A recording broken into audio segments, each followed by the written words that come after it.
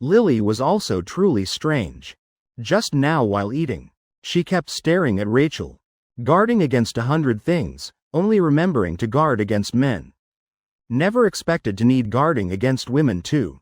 I couldn't help frowning. In the original story, there didn't seem to be this plot. What was going on with Lily? After all, she liked boys. Could it be because I transmigrated here that the plot changed? Or was Lily originally bisexual? Mrs. Wilson noticed my strange expression, curiously asking, "Ethan, what just happened in the study? Could it be Rachel didn't teach Lily well? I'll go talk to her right now." I quickly stood up, stopping Mrs. Wilson. "Just that I haven't seen Lily study so diligently before." Initially I planned to quietly slip out, but momentarily got a bit emotional. The door closing sound was a bit loud. Mrs. Wilson nodded, comforting me. "Lily's a good child. Her grades will definitely improve quickly." After consoling me, Mrs. Wilson left. I looked at my phone screen. Messages from Summer kept popping up. "Ethan, why did the video suddenly disconnect? I already told you, no one can study diligently without supervision." "Ethan, what exactly did you just see? You didn't burst into the bathroom looking for your sister, did you? Tell me quickly what you saw. Otherwise tonight, I'll lose sleep from curiosity. Please, this is my final lifetime request. Please tell me what you saw." Summer's messages kept appearing. I helplessly replied one sentence, "You know. The turtle that the security guard at our school raised died." "Don't know, so what? What does that have to do with me?" Summer replied, "Right. What does that have to do with you?" I finished texting, then tossed my phone aside. I felt I definitely saw wrong earlier. How could Lily like girls? After all, these past days, she's always stuck to me. But thinking again, maybe because she doesn't like boys. She doesn't feel disgusted being close to me, or this little one just sees me as a sibling, so she's affectionate. The more I thought, the more confused I became. Definitely saw wrong. Haha, how could that be? This is ridiculous. Muttering to myself, I walked toward the study. On the other side, Lily and Rachel. After I slammed the door, both their cheeks flushed red. "Rachel, it's all your fault. If only you'd taught me sooner." Lily pouted, speaking with dissatisfaction. Rachel also felt wronged. She only heard others say, "Playing together since childhood." So she told Lily about it.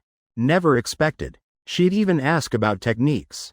Though she'd never experienced it, she still tried following her imagination, telling Lily how to do it. Who knew while they were practicing? I suddenly burst in. Rachel lightly bit her lip, saying softly in grievance, "Clearly you wanted to know the secret." She gently pinched Lily's cheek, saying, "Who are you learning these things for?" Unless, her face flushed red. Besides me, she truly couldn't think of anyone else. But weren't we siblings? Lily quickly jumped up, denying. "I didn't. I'm not like that. You're talking nonsense." She stepped forward, lightly pinching Rachel's waist, then tickling her side, trying to redirect attention. "Ha, dare to tease me? Watch how I deal with you." Rachel grabbed Lily's wrist, pulling her into her arms, then placing hands on her waist, fondling. Right at this moment, the study door opened once again. Lily was sitting on Rachel's lap, facing each other, hands wrapped around each other's waists, looking at each other, eyes meeting in the air. This time I clearly confirmed I didn't see wrong. "I'm sorry for disturbing. I didn't know you two had that kind of relationship." But this time I was much calmer. The door closing sound was also much gentler. Facing Lily's special preference, I truly didn't know what to do. Could this be the power of the plot? Rachel, the reason she was pulled in by Lily, besides friendship from high school, was because she used the honey trap. Didn't screenwriter Yuan Shuna say, "Such important scenes cannot be omitted"? If not, maybe I'll try using a handsome man trap. Who knows, might make Lily return to liking men. The two originally entangled, Lily and Rachel, now had no mood for playing. Both looked at each other, faces flushed, slowly standing up, separating. They also never expected I'd return for another surprise attack. "Rachel, what do we do now?" Lily panicked to the point tears nearly spilled. Brother seems to have misunderstood our relationship. Rachel also felt equally troubled. Should we call Ethan in to explain everything? No way. Lily immediately refused decisively. I've already been shot dead by brother once. If I have to explain the reason for this, he'll shoot me dead again. She thought a moment, eyes suddenly brightening. She remembered this afternoon. I'd touched from her neck down to her lower back. Rachel, we were just doing a health check. Because study pressure's been too much lately. Feeling chest tightness, hard to breathe. So just now we were just checking each other's health. Rachel also nodded continuously. Right. We were just checking each other's health. Really? Should we call Ethan in to explain? The two now fell into an awkward situation again. Lowering heads, sitting facing each other. They still didn't want to see me. On the other side, I finally prepared myself mentally. After all, I was someone who transmigrated here. Such strange matters. If I could encounter them, what couldn't I accept? Times have changed. Boys or girls are all the same. Having accepted this setting, I felt my heart brighten. Even listing out 3 benefits of Lily and Rachel being together. First, compared to ultimately being deceived and abandoned by men. At least in the original story, Rachel always stayed by Lily's side. Until the very end, Lily would no longer suffer emotional hurt. Second, I also needn't worry about losing my cute adopted sister to someone else. Wouldn't have to see her acting cutesy, clinging to other boys. Chapter 89. Though I don't understand, I respect it. The study door gently opened. I pulled a chair sitting before them. Clearly prepared my words. But seeing them, I felt extremely awkward. For a long while not knowing how to speak. Seeing them like 2 children who'd made mistakes. Lowering heads silently, I cleared my throat twice. Just now I shouldn't have barged into the study. It's all 4th sister's fault.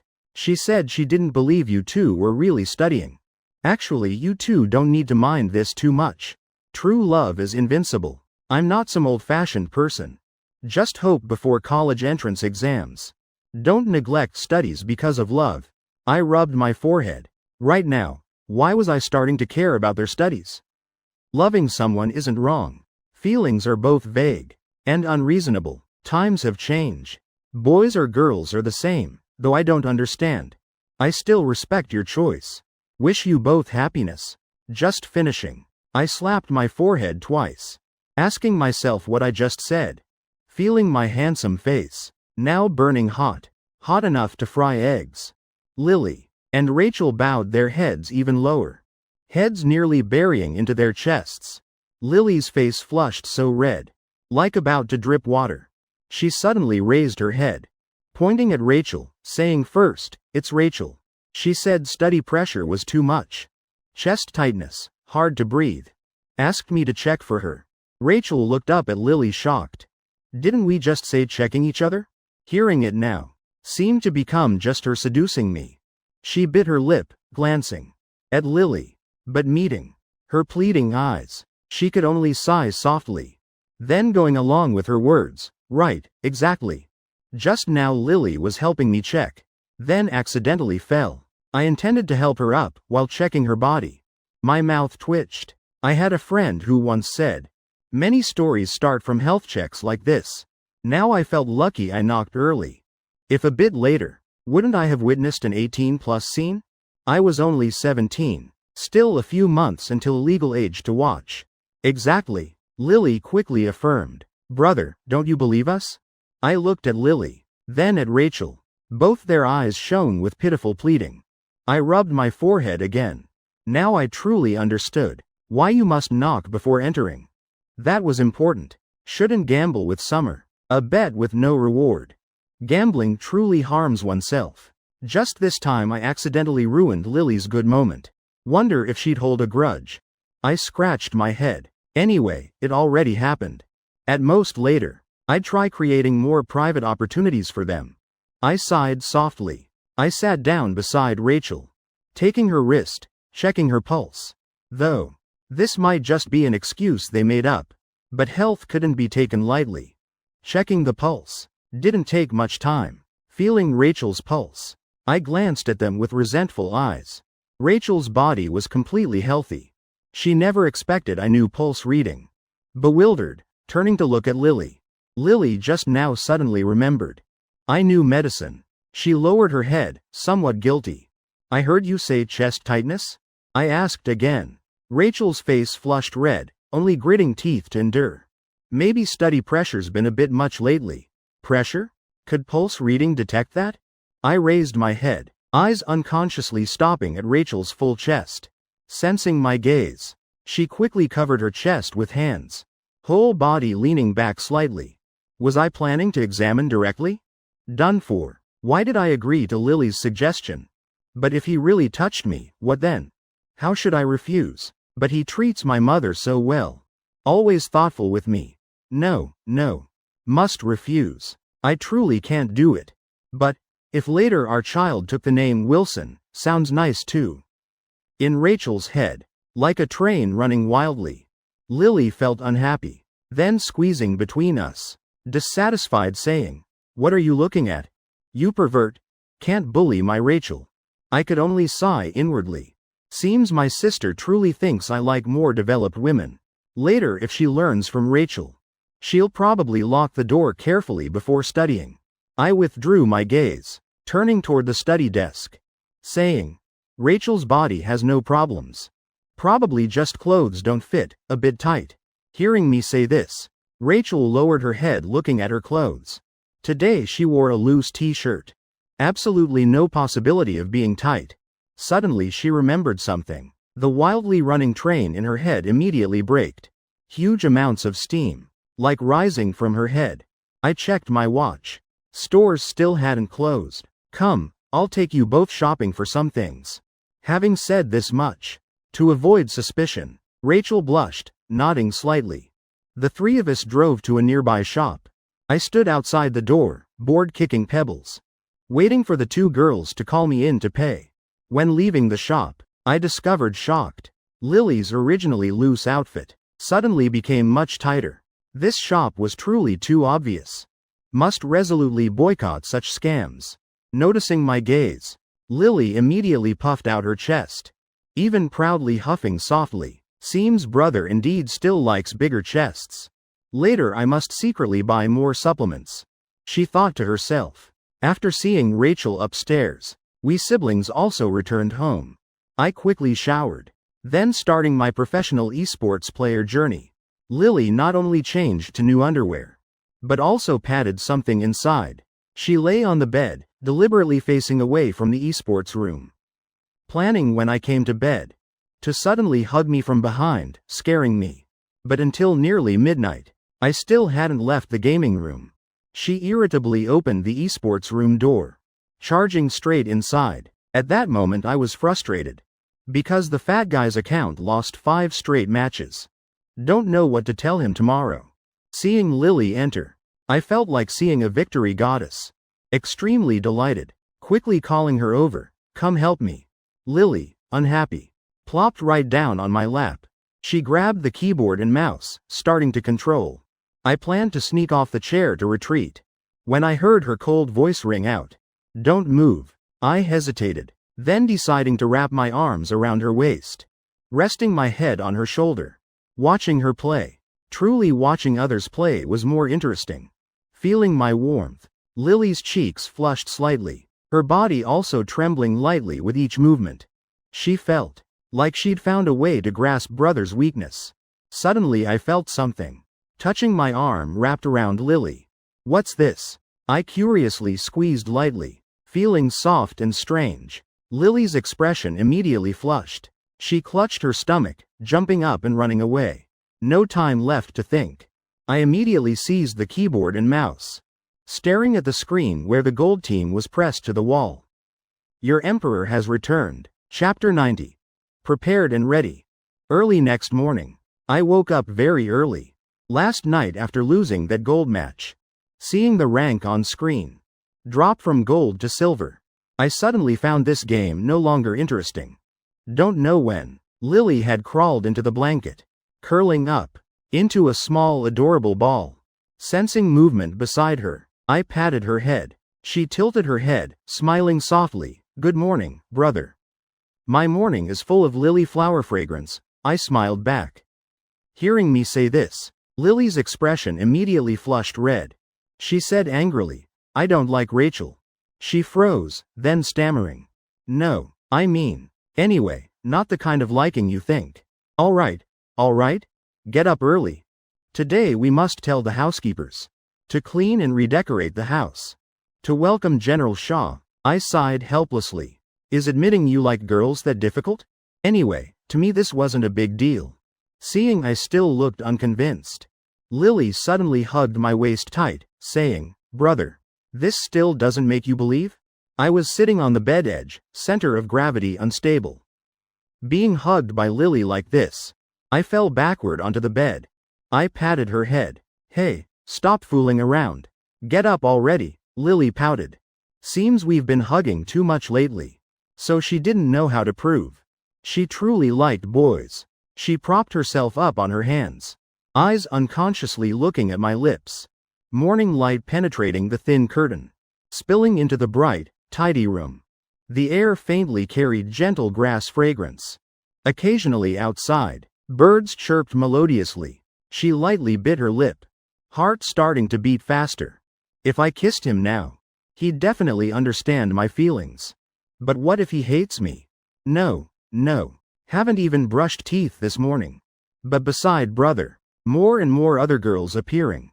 She took a deep breath, tucking fallen hair behind her ear. Just when she was about to lean down kissing me, the door suddenly burst open. Summer's eyes red, shouting loudly, Ethan, what exactly did you see yesterday? Wait. The door slammed shut faster than it opened. I could only sigh, face full of black lines. All right, now I truly believe. Yesterday was truly accidental. After washing up, I went downstairs preparing breakfast. Summer still looked at his siblings with suspicious eyes. Don't you have class today? Why come home? I asked back. What exactly did you see yesterday that was so strange? Even scared my sister into sleeping together?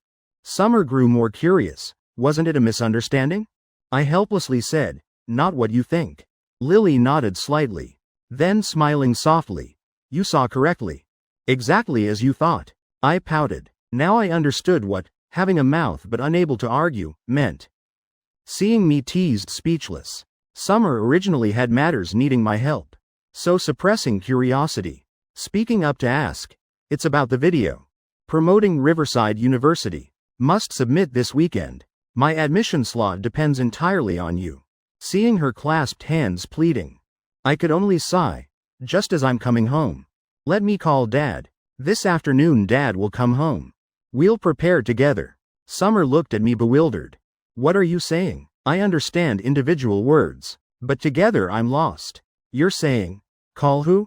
I'm calling Dad to find another father for Dad. Huh? What?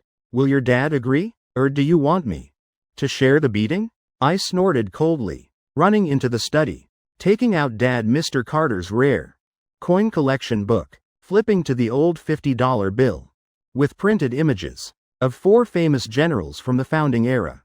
I pointed at the middle-aged man with stern features. Here. This is the father I'm finding for Dad.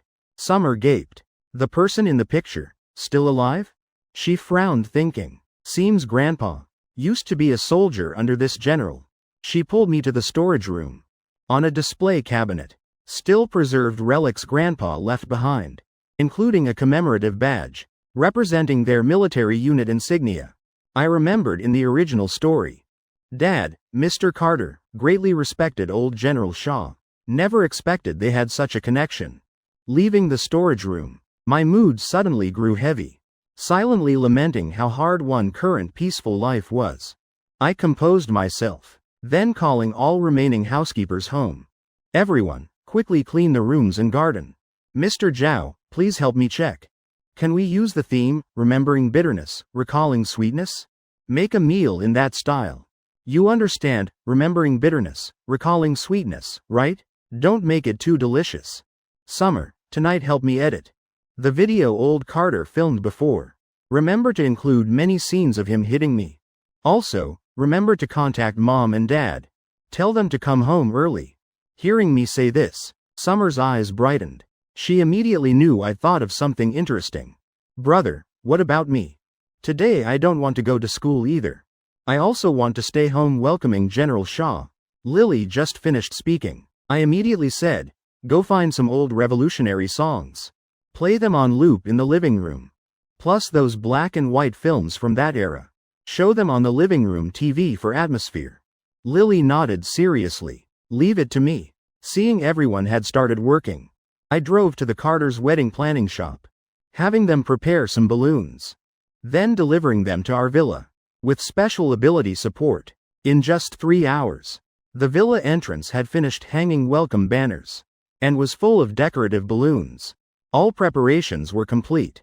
Time approached noon. Then Grace called me, saying she'd come home with General Shah. Around 1 o'clock afternoon, I just called Mom and Dad. Seems they'll also return around that time. Summer came beside me saying, Old Carter, why's he hiding at such a critical moment? I frowned, pulling out my phone calling Dad, Mr. Carter, to urge him home early. When the phone just connected, I realized the other side wasn't car sounds, but noise like being in a shopping center. Where are you, Dad? I asked. Driving, he answered vaguely. Boss, this leather whip must be calf leather. Right. Plus a good quality hiking stick. Have sandalwood or rosewood? Wolf baton? That's too dangerous. Fine, get one. This place has great stuff. Everything available. Mr. Carter seemed to remember something, saying into the phone, Okay, hanging up. Almost home. Chapter 91. Can I get your autograph? Just ending the call with Dad. My expression immediately darkened. Old Carter, if you're unintentional, don't blame me for being ungrateful. I thought silently. Summer pouted. Dad bought so many weapons. Should I buy you some painkillers? Lily hugged my arm, gently shaking. Brother, really all right? In this house I had no power. Couldn't stop Mom and Dad. I patted Lily's head. No worries. Honestly, who could refuse becoming family with someone printed on money? I turned asking Summer, is the video of Dad hitting me finished editing? Summer immediately stood at attention, shouting loudly. Report, Commander. Everything's ready. I checked my watch. Nearly 1 o'clock afternoon. I led the 2 girls to the villa entrance, preparing to welcome General Shah. Soon after, a Hongqi car slowly approached from afar. After the car stopped, thank you, General Shah, Marcus Shah, Patricia, and third sister Grace all stepped out. Today Grace wore a white tiered spaghetti strap dress, with a light yellow belt at the waist. Her chest full, supported by the straps, the yellow belt accentuating her slender waist. Below was a flowing fairy-like skirt. Wow, third sister looks so beautiful today. Summer smiled brightly approaching. Grace nodded slightly at her, then opening a sun umbrella. Walking straight to me, raising the umbrella, shading me, she took from her handbag a wet tissue and a thermos cup filled with cold grass jelly. Ethan, wipe your sweat. It's hot. I made grass jelly for you. Grace's gentle voice rang out. I accepted the tissue, wiping sweat, then about to stuff it in my pocket. Give it here. Grace took the tissue I just used, then conveniently putting it in her handbag. Summer pouted, looking dissatisfied. Third sister's playing favorites. Where's my tissue? Where's my grass jelly? Grace looked at Summer, asking softly, Don't you have class at school today? Summer shrank her neck guiltily, eyes glancing at the grass jelly in my hand. Ethan, last night I couldn't sleep. I'm overheated. No worries, we have coptis at home. I'll make some for you, Grace said, standing in the sun over 20 minutes.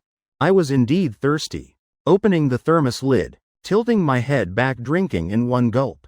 The grass jelly was slightly bitter, but the aftertaste was sweet, mixed with cooling mint and faint osmanthus fragrance. Third sister makes it so well, I praised. If you like it, later I'll make more bringing to your house. Grace smiled gently saying, seeing me eat so happily. Summer licked her lips. Ethan, this once in my life. Before finishing, I'd already handed the half-drunk grass jelly to her. placing it straight in her hand, breaking that enchantment. Are you a fish that surfaces? Not planning to leave any for Lily? Summer obediently accepted the thermos, also drinking half, then giving the rest to Lily. Lily frowned slightly, looking at the faint lipstick mark on the cup rim. She clearly remembered brother also drank from that exact spot. After finishing the grass jelly, I walked before the car, opening the door for General Shaw. Today he wore a green military uniform, chest covered with gleaming medals. The moment the car door opened, I almost thought I was dreaming. Grandpa looks so majestic today, I praised. Truly, military uniform is the best beautification method for men. General Shaw stepped out, still holding the notebook I gave yesterday. Hearing my praise, a satisfied smile appeared on his face. Ethan, you don't know, today because of you, I deliberately dressed up carefully. Normally only wear this on extremely important occasions. Patricia smiled, saying. General Shaw tapped his cane on the ground, looking at me asking, where's your father? Last time didn't you say you'd adopt him? Then he beat you. I want to see if this old man's face is useful. I rolled my eyes, replying, my dad has now truly realized his mistakes. He wants to follow the ancient example of General Lien Po, removing armor to plead guilty, currently running around buying execution tools for himself. Hearing me finish, Summer laughed, her heart silently pitying the poor father. She stepped forward, obediently saying, Grandpa, I'm your beloved granddaughter, Summer. This is my first time meeting a living historical figure. Can I get your autograph? Just finishing, her face already flushed red. Hearing this, General Shaw, his mouth also twitched slightly.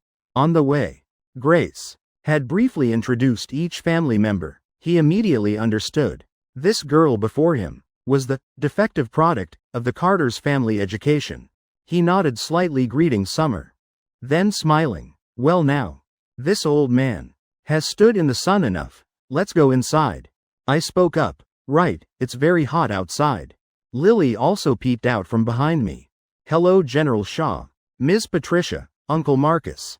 Good afternoon. General Shaw remembered that time anxiously waiting outside the operating room. This little girl gave him candy. He smiled at her. Little one, why didn't you visit me these past days? Lily glanced at me. I wanted to, but brother wouldn't let me come. I looked at her surprised. This girl, already backstabbing on opening her mouth. Lily stuck out her tongue, making a teasing face. I could only shake my head helplessly. Then casually lying. Lily's been doing poorly in school. Missing one day means falling behind. I even hired a tutor for her. She studies day and night, just to catch up. Lily was about to protest, when I placed my hand on her head. Lily, you must study harder from now on, learning more useful things, so you can contribute to the country later. Lily avoided my gaze, mumbling, yes, brother. Seeing such family harmony, General Shaw nodded with satisfaction. He didn't want adopting a son to bring more trouble. His eyes looked toward the path leading to the Carter's home. Only one thing unsatisfying. The host still hadn't appeared. Right as he thought this, from the distant corner, a middle-aged couple approached. Mr. Carter held armfuls of items, excitedly showing Mrs. Carter. He swung a leather whip twice. The air rang with frightening whistles. Mrs. Carter, look, this whip feels great. Then pulling out a thin rubber cane. Each swing, the tip trembled with life. This one's good too. Hitting with this will leave beautiful marks. Plus this club. With Grace here, nothing will go wrong. Chapter 92. Mr. Carter blinded. Hearing Mr. Carter's voice, everyone and I turned, looking toward Mom and Dad. Summer, Lily, and Grace all stood beside me, just turning slightly, inadvertently completely blocking the old man's view. Looking from afar, Mr. Carter only saw the tall Marcus Shaw, and Patricia standing nearby. Seeing Marcus Shaw's gentle face, even a few years younger than himself, he suddenly thought, the club I bought today might still be too light. Dad, I have something. Wait half an hour. Mrs. Carter also sensed something wrong, quickly pulling Mr. Carter's shoulder. Then rushing over, standing before me. Getting closer, she finally saw the person we'd been blocking, General Shaw. Seeing his chest covered in gleaming metals, she froze. Mrs. Carter's father had been military, also received medals, but compared to General Shaw, truly nothing. Moreover, looking carefully at the man before her, she immediately recognized his identity. The general who achieved great military merit during America's founding era. Her idol now appeared before her eyes. She was extremely excited, exactly like a 17 or 18-year-old fangirl. I immediately winked at her. "Mom, quick, get your phone and record." Mrs. Carter looked at me. Eyes moved, slightly reddening. During those chaotic war years, they were survivors who built such great enterprises. For them, internet stars or celebrities had no attraction. Those they respected most were precisely the heroes who contributed to building and developing this nation. But people like that couldn't be met just with money. Mrs. Carter hugged me, gently patting my head, her heart clearly extremely satisfied with this son. She sneakily glanced at General Shaw again, then quickly taking out her phone, starting to record this meaningful moment.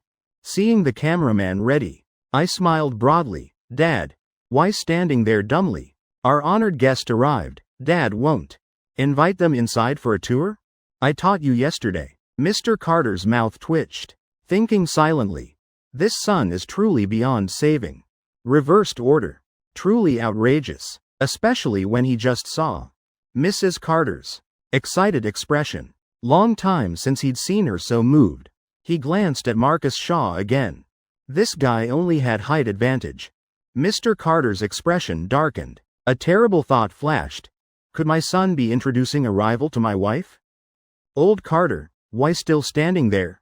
Planning to let honored guests wait outside? Mrs. Carter said irritably. Mr. Carter sighed, glaring at me and Marcus Shaw, then entering the courtyard first. General Shaw, seeing my expression, remembered last time, when Mr. Carter heard he'd adopt him as son.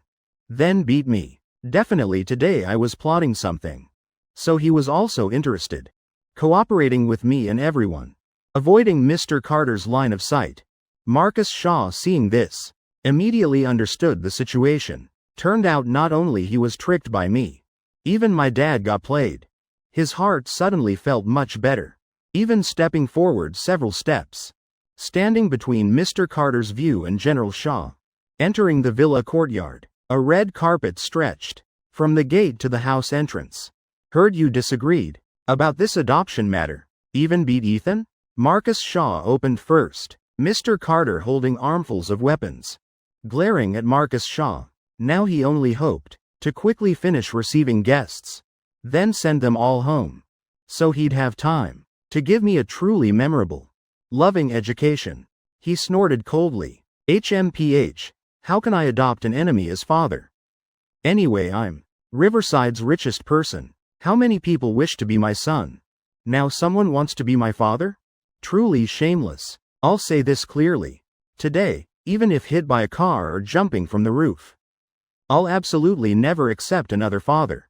Summer quickly hugged Mr. Carter's arm, cooing, "Dad, don't say that. If Dad dies, brother and I, who will we leech off?" Mr. Carter's mouth twitched. "Shouldn't you be in school? Always just goofing around. Should I arrange a matchmaking date and marry you off? All day just following Ethan causing trouble. As a sister, don't even know how to teach your brother." He glanced at Marcus Shaw. "If these two annoy me to death, then you'd be their adoptive father." Summer shrank her neck, trembling. Why does everyone ask about school? Now she only regretted not copying more videos of Dad hitting me to use as evidence. She quickly ran to me, squeezing past Grace, hugging my arm. "Dad, I don't want matchmaking.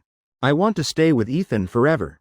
After all, I held Mr. Carter's supplementary card, plus was favored by General Shaw. I was now a hot streamer, with nearly 10 million followers online. She had to grip this golden straw tightly. Lily stared seriously at Summer. Lily pouted unhappily. "Fourth sister's so annoying. If I'd known, this morning I'd have acted faster." She tugged my sleeve lightly, saying softly, "Brother, I also want to stay with you forever.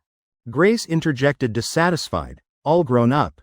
Sometimes cooing with dad, sometimes acting cute with brother. Summer stuck out her tongue, teasing back. Third sister plays favorites. Prepared wet tissues for Ethan. Even made grass jelly for him. I'm also your cute, lively sister. But got nothing. I looked at her wearily, pulling my hand from her grasp. No way, I refuse. Your lifetime's too short. I have to revoke you 3 times daily. I patted Lily's head, saying softly, yes, forever together. Hearing my gentle voice, Lily bowed her head deeply, both cheeks flushing. She covered her flushed face with hands. She knew her expression must look ridiculous now. Her mouth couldn't help curving to her ears. Ha ha, brother, brother, she hugged my arm tight. Like a drunk kitten, shaking my arm lightly, then looking up at Mr. Carter. Dad, I said teasingly. Dad came home late today because shopping for these weapons. Mr. Carter snorted coldly. Thinking back, seems I bought too little. Thought Mom and I noticed. You behaved a bit better lately. Never expected same old habits. I nodded, missing one whip. Thought Dad bought these because of beating me before. Wanting to follow, removing armor to plead guilty. You brat, dare you hit Dad? Truly reversed order. Let me see if I won't freeze your card. Chapter 93. Don't sow discord between father and son. Hearing Dad finish, I couldn't help laughing. This comrade old Carter still doesn't understand the situation. Now if Mrs. Carter wanted to freeze his card, she couldn't freeze my own card. Mom, look, I immediately tattled. How capable. My mother, Mrs. Carter, glared. If you dare freeze Ethan's card, from now on, you sleep alone in the living room. She spoke decisively, showing no mercy. Mr. Carter opened his mouth to argue, but could only sigh deeply. Grace glanced at me, seeing me smiling smugly, unconsciously feeling some sympathy for Dad. She stepped forward 2 steps, asking, Dad, let me help carry these. Mr. Carter now felt surrounded on all sides. This world, everyone opposed him. He huffed. Just now held an umbrella for Ethan. You're all the same. Grace looked at Dad with pitying eyes. Sighing softly, Dad, handle it yourself. Then she turned, standing beside me. I immediately grabbed her wrist. Third sister. How can you betray the revolution? Grace smiled lightly, hooking my arm. If it's already like this, doesn't count as betrayal anymore. Crossing the finely decorated garden. Ahead was a bright red balloon archway. With words, Welcome General Shaw to visit our humble home.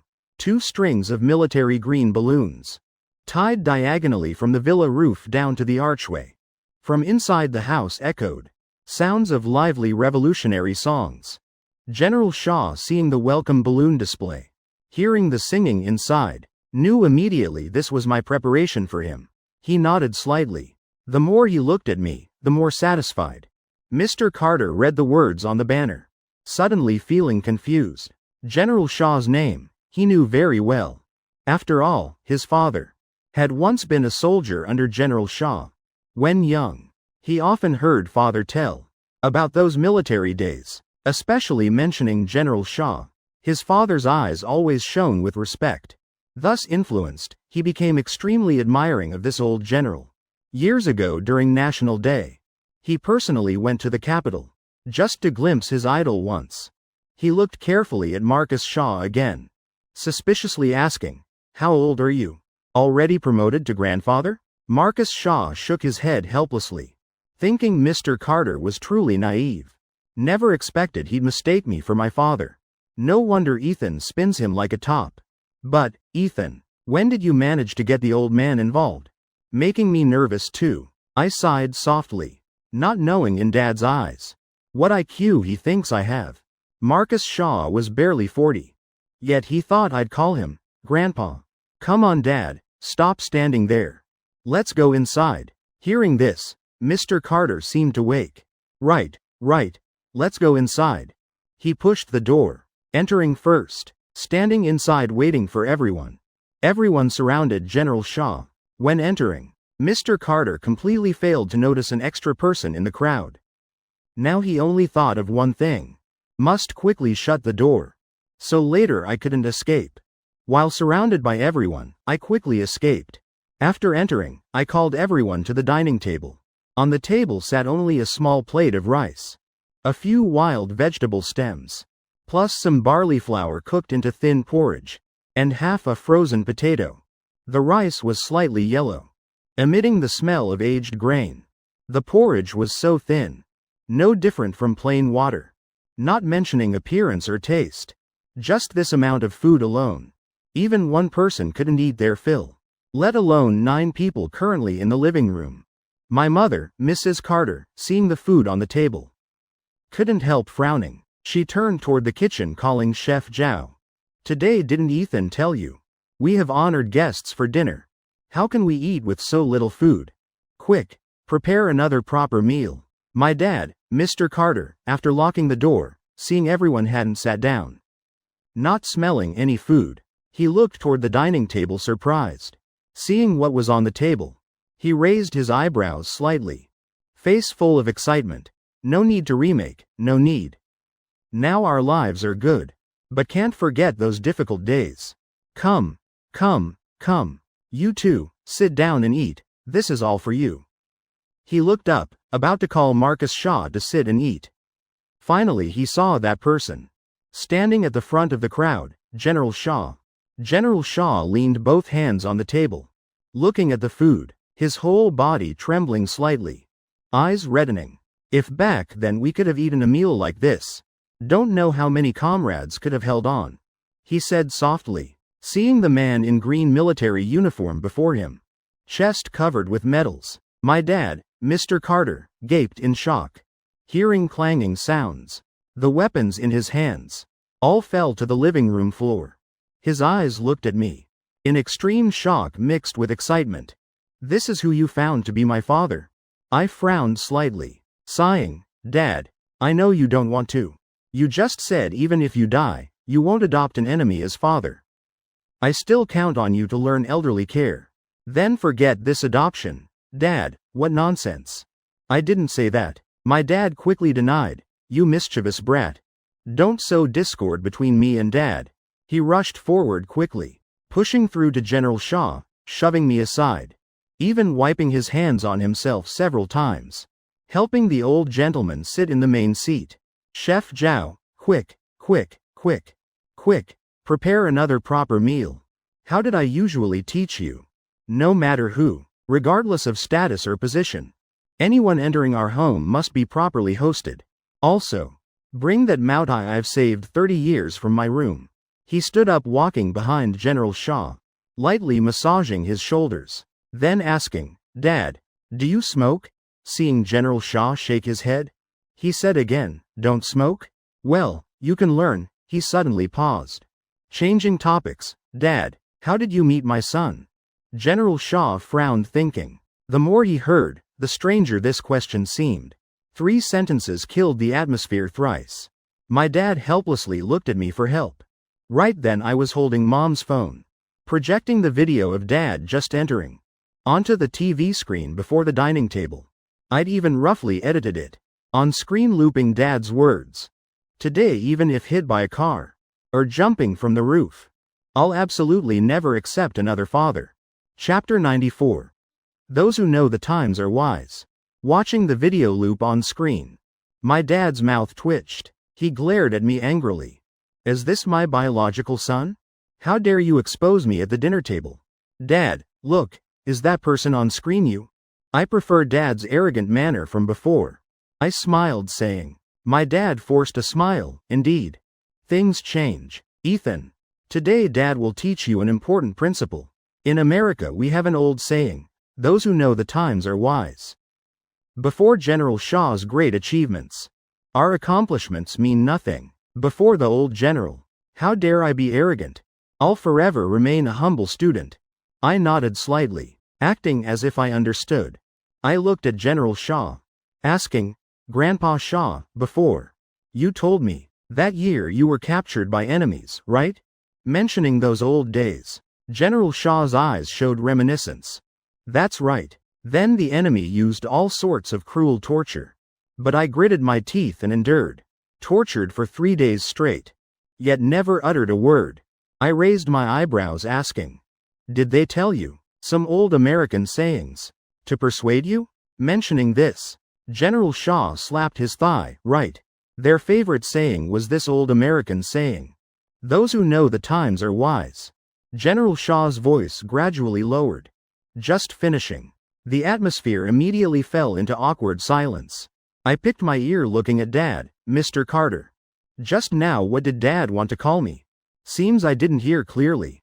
Hearing me say this, everyone in the room tried suppressing laughter, until everyone's faces turned red. Marcus Shaw kept slapping his chest, nearly bursting into laughter. Seeing me play with my dad, his mood instantly lightened considerably. He glanced at me, silently determining never to provoke this brat again, or he'd truly go all out, leaving people nowhere to hide. Lily also gently rubbed her head on my shoulder, giggling softly. "Brother, teasing Dad like that is so bad. But I find you so adorably bad." I patted Lily's head, smiling. What a coincidence. I also really like this bad side of myself. Lily froze, huffing, then saying, "Temporarily don't like you anymore." Summer hugged her stomach, falling on the sofa, laughing while continuously pounding the cushion, imitating the Colonel's tone. "In America we have an old saying, 'Those who know the times are wise.'" Oh no, can't take it. Dying of laughter. My dad glared angrily at the 4 girls, saying, "Can't control Ethan. Can't I control you girls? Summer, I see you're grown now. Tomorrow freezing your card. Let you experience how hard Mom and Dad work for money." The smile on Summer's face immediately vanished. She sadly ran beside me, pulling my arm, shaking it, cooing, "Ethan, look at this." Grace immediately interjected, "Right. You should learn to appreciate Mom and Dad's hard work." Lily also poked her head out, echoing, "Exactly. Sister always spends wastefully. Last time asked brother for 10,000. Summer felt completely betrayed. Never expected 3rd sister and 7th sister wouldn't defend her. She clasped her hands, grabbing mine, placing them on her chest. "Ethan, you'll definitely help me, right?" I quickly pulled my hands back repeatedly. Okay. As long as you stop demanding I hug gold daily." I turned off the video of Dad in the yard, acting arrogant, switching to an old black and white war film, signaling everyone to sit and eat. After everyone sat, I stood again, clearing my throat twice, saying, "Let me say a few words. Today, very honored to invite old General Shaw to visit our home." The old gentleman came, also to see our family atmosphere, see if our families have fate to become in-laws, especially that Comrade Carter. I've praised him endlessly. To Grandpa Shaw, today he must perform well. Don't make your son, me, lose face. These dishes are called remembering bitterness to know sweetness, to help us remember our ancestors' difficult struggle years. Know to cherish today's hard-won life. The main dishes will be served after we finish these. Everyone enjoy. Hearing me finish, my dad's mouth twitched. If not for me just embarrassing him, the atmosphere wouldn't be so awkward. After all, he built his empire from scratch, constructed a massive business empire. These social matters, doesn't he know them perfectly well? Seeing me just sit down, he cleared his throat twice, also standing up saying, "Ethan spoke well. Dad will add a few words." I slapped my forehead, quickly lowering my head. A peaceful family dinner. He turned into a group meeting, making it ritualistic. My just spoken words still fresh. Dad started embarrassing me again. I sighed softly, now completely lacking energy to complain. My mother, Mrs. Carter, also held her forehead under the table, immediately kicking Dad's leg hard, making him finally shut up and sit down. After my dad's speech, the just lively atmosphere quickly turned awkward again. My dad also realized something was wrong. Clearly during employee meetings, everyone was enthusiastic. Why now doesn't work at all? He quickly looked at me for help. Noticing Dad's gaze, I only looked back with a weary expression. Having such a father truly made this son have a headache. I only wanted to be a normal young master. Why so difficult? I rolled my eyes looking around, suddenly spotting in the living room corner a dusty antique piano. I stood up walking to the piano, smiling at General Shaw, Grandpa Shaw. To welcome you home today, I specially composed a battle song for you. Hearing me finish, everyone felt released from the forced atmosphere, eyes simultaneously focusing on me. My dad looked at me with grateful eyes. No one ever knew I could play instruments, let alone compose a battle song. Probably I was just planning to embarrass myself, to ease the awkward atmosphere in the room. My precious son is so bold, he thought silently. Mrs. Carter and Grace looked at each other, both faces showing doubt. They didn't know when I learned instruments. Summer reacted fastest, quickly opening her phone's recording function, pulling a chair sitting right beside me. Lily was a beat slow, couldn't get the best viewing position. She irritably puffed her cheeks, finding another angle. I cleared my throat twice, long, slender fingers placing on black and white keys. Next, please accept Breaking Formation at Gwangan Palace. Hope everyone enjoys. Chapter 95. Who Taught You So Simply? Breaking Formation at Gwangan Palace was adapted from Above the Moon, mainly presented in symphonic style, sounding extremely magnificent, overwhelming momentum. Though my memory was excellent, but with just piano alone, it was indeed somewhat monotonous. Nevertheless, everyone could hear the powerful strength hidden in the music. My mother asked softly, "When did Ethan learn piano?" Grace looked doubtfully at Mom. She also couldn't understand, frowning, saying softly, "Seems since Ethan fell down the stairs, he started changing." Could the head injury give him spiritual powers? Though the person before her now, compared to the foolish Ethan before, was vastly different, more mature and steady. But she still hoped it was the son she personally raised. Grace thought a moment, then saying, "The human brain is actually very mysterious. The world has had such cases. When the brain is severely injured, some people suddenly awaken special talents. In medicine, this phenomenon is called acquired savant syndrome. Globally, only about 40 cases recorded. Perhaps Ethan is one of them. Could that affect his life? Should we take him to the hospital for checkup?" My mother asked worriedly. Grace shook her head. "I'm not sure either. Later cases weren't fully documented. But I've already checked Ethan's health. His body is completely healthy. If Mom's still worried, I'll check his pulse again later." My mother sighed softly. She turned looking at me, eyes sharply glancing at Lily, the little girl who made me fall down the stairs that day. Head injuries are no joke. Yet that troublemaker still stands beside my son like nothing happened. Grace also looked over.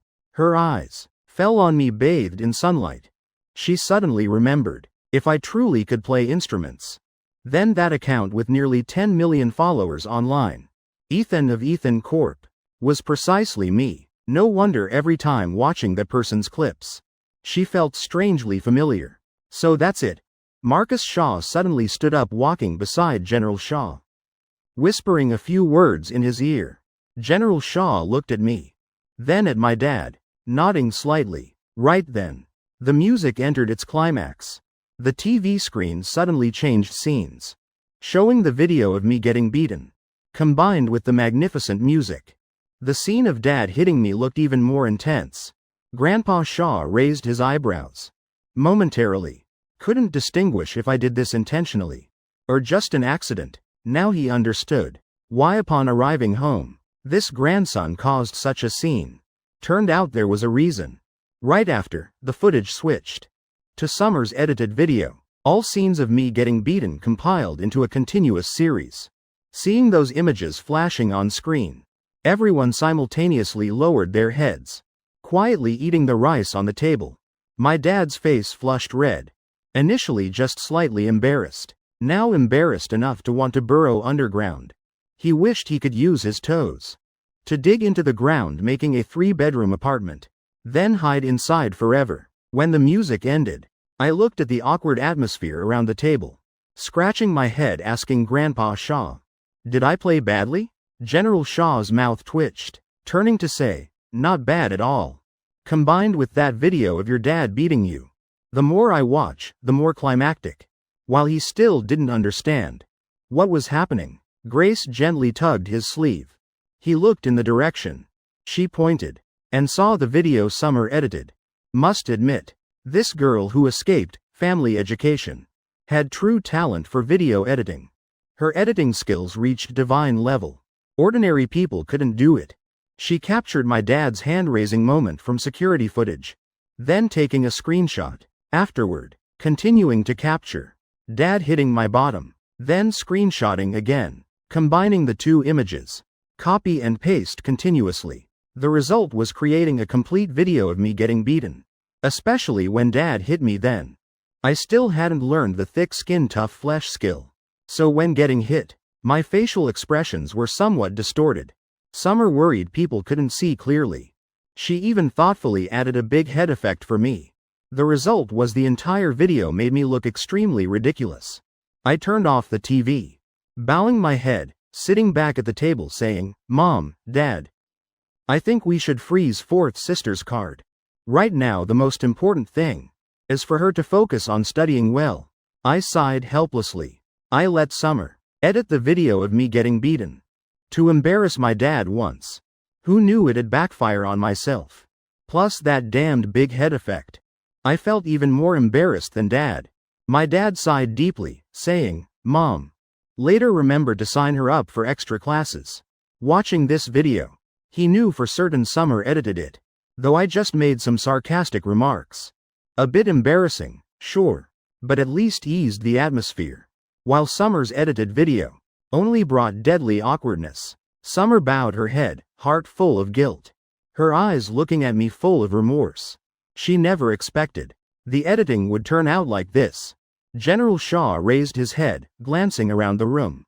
Ultimately still had to step in saving the situation. He looked at me asking, "Ethan, that battle song just now, can you consider donating it to the nation?" Earlier, when Marcus Shaw heard this music, he'd rushed to General Shaw's ear, whispering about it. Current battle songs mostly originated from past war times. Due to era limitations, then the military lacked modern weapons. Battle songs mostly praised human strength. But with the nation's development and defense modernization, now desperately needed a battle song fitting the new era's spirit. I took a deep breath, adjusting my mood. This song I originally composed for the modern military, and it's especially suitable for presentation in symphonic form. General Shaw looked at me, nodding slightly, appearing extremely satisfied, though he didn't understand composing. But he knew, writing such a magnificent piece certainly required tremendous effort. Probably these past days after treating him, evenings I still had to go home catching up on studies, reviewing medical knowledge, then still making time composing this song. He looked carefully at my eyes, discovering around my eye sockets already showing obvious dark circles of fatigue. He said the national reward he'd request himself. As for his personal reward, he'd give me 1 million. General Shaw finished speaking. I shook my head saying, "Grandpa, this song I'm voluntarily donating to the nation. The Carters don't lack that reward money. Can't take the nation's benefits." I glanced at my dad, voice suddenly rising. I used an announcer's voice saying, "All thanks to my great father's strict teaching." Normally Dad always instructs his son with the firmest words, though the conversation turned rather abruptly. At least it pulled the topic back to today's gathering. My dad sniffled, heart swelling with pride. This boy finally matured. Truly Dad's excellent son. Chapter 96. How can this be called leeching? After several awkward moments, my dad finally calmed down. He took the precious Moutai he'd saved 30 years, pouring wine toasting old General Shaw. The old general just finished surgery, only sipping lightly, then replacing wine with tea. My mother, Mrs. Carter, worried I was tired. Had Grace sit beside me checking my pulse. "Mom says you seem very different lately. Mom worries you're tired or something's wrong," Grace explained. I said helplessly, "Mom, I also know some medicine. My body is completely fine." My mother still looked worriedly at Grace. Seeing her nod confirmation, she sighed with relief. From now on, Come see third sister once weekly. So she can check your pulse. Understand? Then mom turned instructing Grace. If Ethan truly has any health problems, don't hide it from mom. Hearing mom's voice full of worry, my eyes involuntarily stung. Voice choking, I said, Mom, what are you saying? I still need mom and dad supporting me in old age. How dare my health have problems? Hearing me finish, my mother froze slightly. Shouldn't you say you'll care for mom and dad? I just smiled, shaking my head saying, the money mom and dad earn is originally for me to spend. How can this be called leeching? I picked the best piece of fish, placing it in mom's bowl, smiling saying, love mom most in the world. You're truly this little one. My mother ate the fish, eyes also reddening. Grace finished checking my pulse, then remembered earlier summer holding my hand affectionately, her cheeks slightly flushing, saying, Ethan, recently mom read in ancient books some hand massage techniques that nourish blood and chi. Let mom try, okay? Before I could say anything, mom already gently grasped my hand, beginning to massage the large and small muscles in my palm. Must say, when mom's slender white fingers like scallions glided lightly across my palm, my heart suddenly beat much faster. Lily tugged my shirt lightly. Brother, I just watched third sister massage, I learned it. Okay then, after all, we're family. Can't play favorites. I placed chopsticks on the table, extending my right hand toward Lily.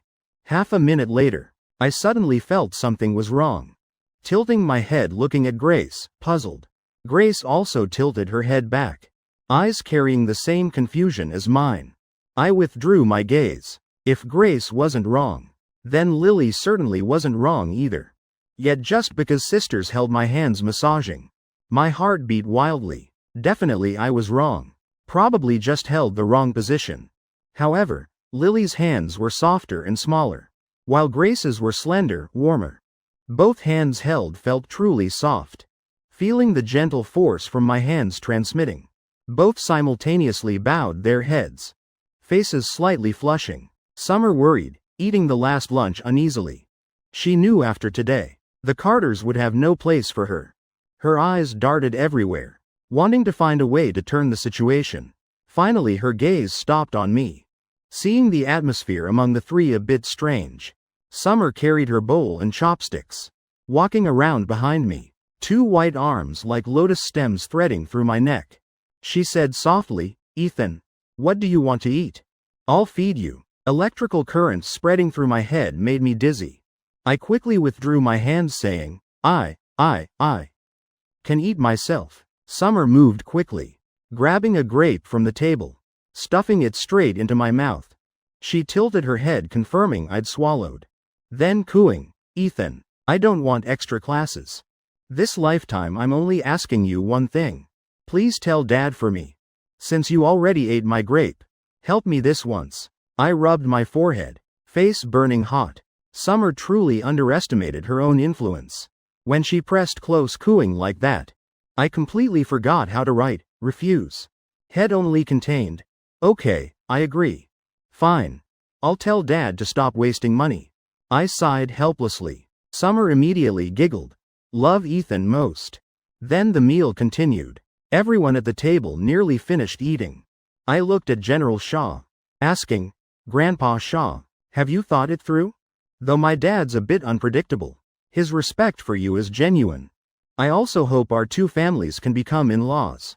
My dad set down his wine glass, looking at General Shaw sincerely saying, General Shaw, my father, William Carter, was once a logistics soldier in your army.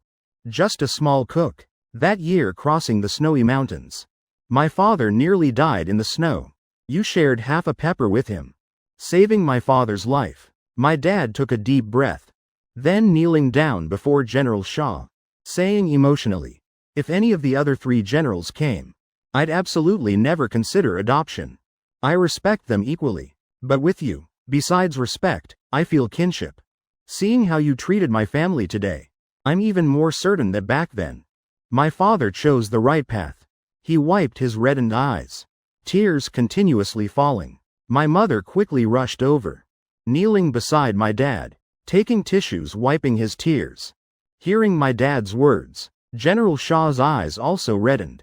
He said softly, "So your little cloth bags, son."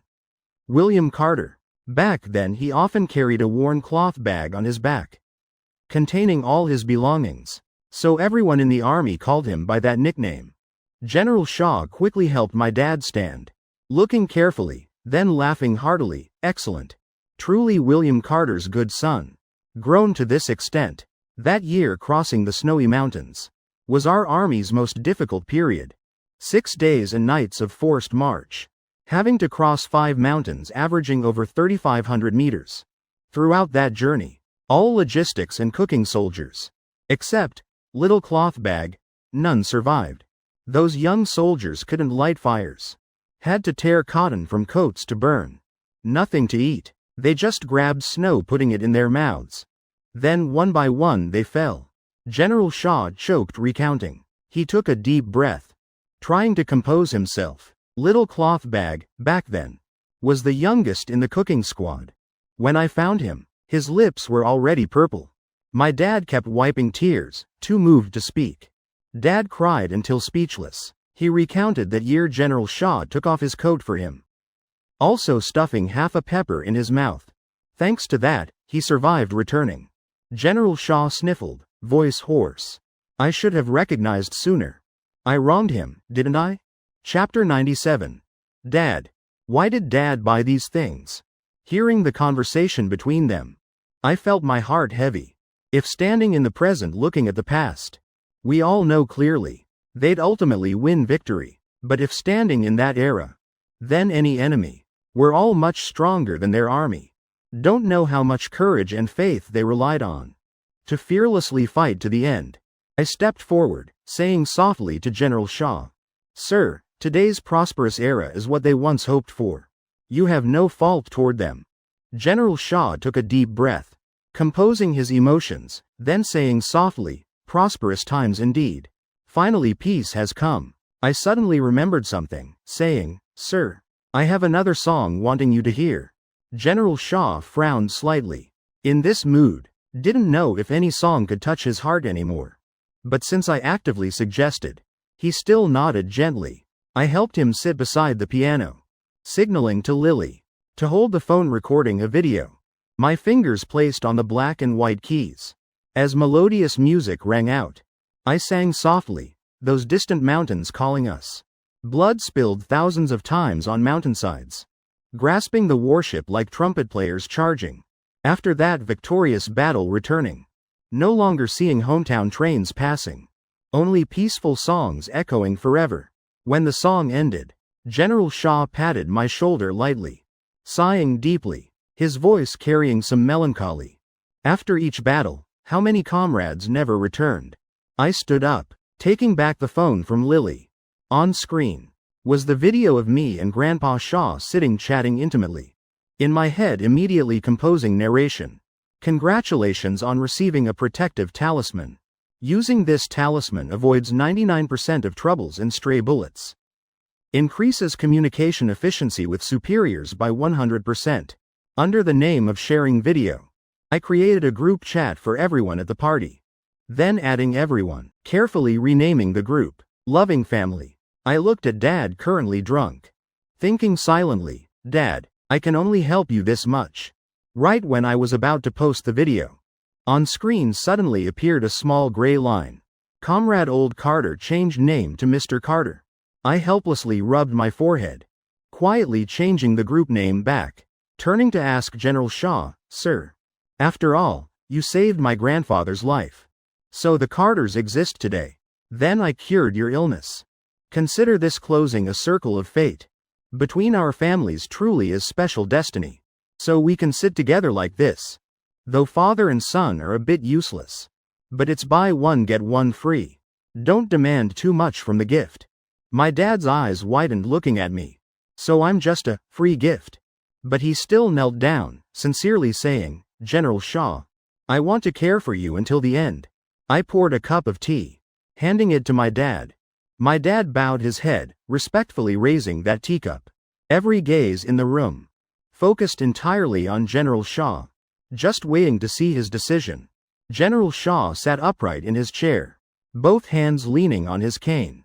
His expression became serious. Logically speaking, today I originally planned to adopt Ethan as grandson. Incidentally, seeing how you all usually treat him, I heard Ethan isn't your biological son. I frowned slightly, thinking, why did he bring this up at this moment? Truly showing no mercy. No, Ethan is our biological son. But my mother, Mrs. Carter, immediately answered, though he's a bit mischievous. But we're happy seeing him improve daily. General Shaw nodded, looking at my dad, saying, seeing my grandson living happily in your home reassures me. I also realized he genuinely cherishes you two as parents. General Shaw accepted the teacup, drinking it in one gulp. Considering your little cloth bags, son. Plus, for Ethan's sake, I'll temporarily adopt you as son. My dad looked at the empty teacup, stunned. I succeeded? Right. Congratulations to Comrade Old Carter for officially paying full price, bringing home an adoptive father. I helped Dad stand up. He still hadn't recovered from shock, standing frozen in place, both scratching and pinching his own face, mouth grinning foolishly. Seeing Comrade Old Carter, after recovering from illness, still smiling, dumbly drooling, I smiled wryly, reminding Dad, if Dad stays this dumb, Grandpa Shaw will demand a return. My dad shuddered, then taking 2 deep breaths.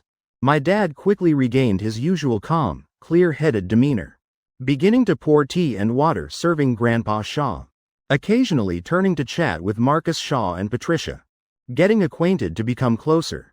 Seeing my dad now looking smug and confident, I also nodded, satisfied, then walking to the sofa behind, pulling out the props my dad bought earlier, all laid out before everyone. I brought everything before Grandpa Shaw. After all, before officially adopting, tattling to Grandpa would be useless. Now officially adopted, Grandpa naturally had the right to manage Comrade Old Carter in my house. I wasn't vindictive. Any grudge, I'd report immediately, just out of respect for Comrade Old Carter still being my dad. So I went easy for a few days. I picked up the small leather whip, swinging it lightly, making cold whistling sounds, then saying, Grandpa, look, father and son are most thoughtful. Before I searched forever but couldn't find this whip. Yet he already prepared it for you. This whip before. Marcus Shaw, chatting animatedly with my dad, suddenly shuddered. His whole body got goosebumps. He suddenly remembered I'd once said, to treat Grandpa, must bring a small leather whip. Though my dad might not be intentional, Marcus Shaw still felt stabbed in his dark heart. Done for. Could both father and son be targeting me? He thought silently, then looking around, seeing baseball bats, rubber canes, wooden sticks, even rosewood canes. Good heavens, even a spiked club. Comrade Old Carter, you've gone too far. I looked down at this pile. Only the iodine bottle could be considered a father's love. General Shaw looked at those tools. His mouth twitched. Other things were acceptable, but even a spiked club was too much. He began doubting, didn't know how his good grandson had been living in hellfire. In this house. I looked up at Dad, voice innocent, asking. Dad knew Grandpa Shaw was coming to adopt family. Why did Dad buy these things? My dad's eyes started wavering. He knew clearly. In Grandpa Shaw's heart, I was highly valued. So definitely couldn't say he bought them for me. I glanced at Marcus Shaw. Could Dad be preparing for Uncle Marcus Shaw? Hearing me finish, Marcus Shaw gaped, stunned. I'm dead. Both father and son truly are targeting me. Why does everything ultimately involve me? How many times is this already? Chapter 98. Dad's Good Son. My dad stole a glance at Marcus Shaw. Seeing that frightened expression, clearly he still carried deep childhood trauma. My dad smiled awkwardly, saying, Dad bought these just to play. Right, for playing. I held the leather whip, swinging it lightly. Never expected. Dad also knows how to play with this kind of thing. But this thing, one person can't play alone, right, Dad? Hearing this, my mother, Mrs. Carter, face flushed. She quickly interrupted, saying, Old Carter, Don't tell me you're keeping a vixen outside. I was mortified. Never expected to accidentally shoot friendly fire. I wasn't as slick as Summer, quickly saying, Dad. When I entered, I praised Grandpa. That dad knows right from wrong, a genuine good man. I noticed these days. Dad feels guilty about hitting me. Looking much thinner. Even has dark circles. My dad's mouth twitched. Actually, because he was busy with the resort project in Riverside. Not from any guilt. But he still went with the flow, saying, Right. Dad taught you since childhood to admit and correct mistakes. To be an upright, honest man. Standing tall between heaven and earth. Because of hitting you that time. Dad truly felt troubled. So many sleepless nights. That's why I look so bad. Marcus Shaw looked at my dad sympathetically. Clearly what I said was exactly the General Lien Po pleading guilty style. Wanting to carry thorns to apologize. But now he didn't dare interfere with my affairs. After all, I truly held grudges. But standing from an outsider's perspective, I was hitting while cornering the opponent, leaving no escape route. Also extremely entertaining. No wonder my dad loved me so much. Well then, I lightly tapped my left chest saying, Dad. No need to say more. I understand. These things Dad probably bought for himself. To carry thorns pleading guilty, right? But I'm filial. How could I do something against heaven, hitting Dad? Just don't want to see Dad losing sleep from guilt. Then getting sick would be bad. I looked at General Shaw. Voice cheerful saying, Grandpa. Say, isn't this coincidental? Now you're here. How about you discipline Dad for me? Shows my filial piety. While helping Dad feel less guilty. Dad, what do you think? My dad's mouth twitched, then laughing. You're killing me with laughter. Worthy of being Dad's good son. But, miscalculated. You've said this much, how can Dad dodge? Now I can only lie on the sofa taking it. I paused, then continuing, Grandpa. You just finished surgery days ago. Now doing some rehabilitation is best. Also helps your body recover faster. After all, the Carter's filial piety, all inherited from Dad. For your swift recovery, father and son are definitely willing to sacrifice our own butts. I turned to my dad saying, Dad, tell me, for Grandpa's health, are you willing to sacrifice your butt? My dad sighed deeply. Fine. This beating can't be avoided. Seeing my dad accept fate. But Grandpa Shaw still hesitant. I had to work hard on ideological persuasion. Grandpa, if you don't act, it's like betraying father and son's filial hearts. Moreover, the Carters in Riverside provide jobs for 1 million people. If father and son get sick from guilt, how many will lose their jobs? For Riverside's people's livelihood, for the nation's long-term development and stability. Grandpa, please strike. Rest assured. With me and third sister watching. Strike freely. If accidentally too hard, we'll immediately stop you. Seeing me speak solemnly with righteous expression. Grandpa Shaw's mouth also twitched. Didn't know about my dad's filial piety. But my filial piety clearly had ulterior motives. Just to retaliate for getting beaten before. I even dragged national development into it. Truly no one could match me. Grandpa pondered a moment. After all, hearing my dad earlier say he wanted to adopt, yet he dared beat his own grandson. Then symbolically disciplining a few times. After thinking, he looked at me resentfully. Originally planning to just tap lightly. Twice for formality, but right then I'd already quickly replaced the stick with the spiked club and whip. Even carefully applied disinfectant. I nudged Dad's elbow saying, Dad, can't you read the situation? Grandpa's ready. The tools are sterilized too. Why still standing there? My dad helplessly glanced at Grandpa. Then obediently lying face down on the sofa armrest. Others in the room watching me orchestrate. Everyone choked with laughter, leaning sideways. They knew clearly. Grandpa definitely wouldn't really hit. At most just symbolic strikes. To embarrass my dad slightly. Grandpa held the whip approaching my dad. Lightly striking twice. Then about to stop. Marcus Shaw standing beside gaped. Blurting out, Yesterday you didn't hit me this gently. Just finishing. He immediately covered his own mouth. I didn't say anything. I said nothing. Right then I was silently putting some wasabi in my mouth, preparing to perform a touching, loving father, filial son, scene. To swallow that wasabi, I had to pick a whole piece of premium bluefin tuna to eat with it. Hearing Marcus Shaw finish, I pushed through the watching crowd, loudly saying, "Grandpa, though father and son aren't your biological children, but still family. Can't play favorites." The wasabi's spiciness made my voice tremble. Even tears spilled out, streaming down my cheeks. Seeing my appearance then, Grandpa Shaw looked down at the whip in hand. Never expected I'd value this relationship so much. He hoped this father-son bond wouldn't stop at words. My dad also looked at me shocked. Now he finally understood. My true purpose was strengthening the bond between Grandpa and Dad. Truly Dad's good son. General Shaw, seeing the realization on my dad's face, his eyes brightened. "Seems I've gotten a good son indeed. Then I'll treat you exactly like my biological son." My dad smiled proudly, saying, "Go ahead.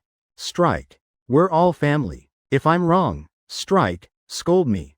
We're all grown men. Can't let young Ethan hear.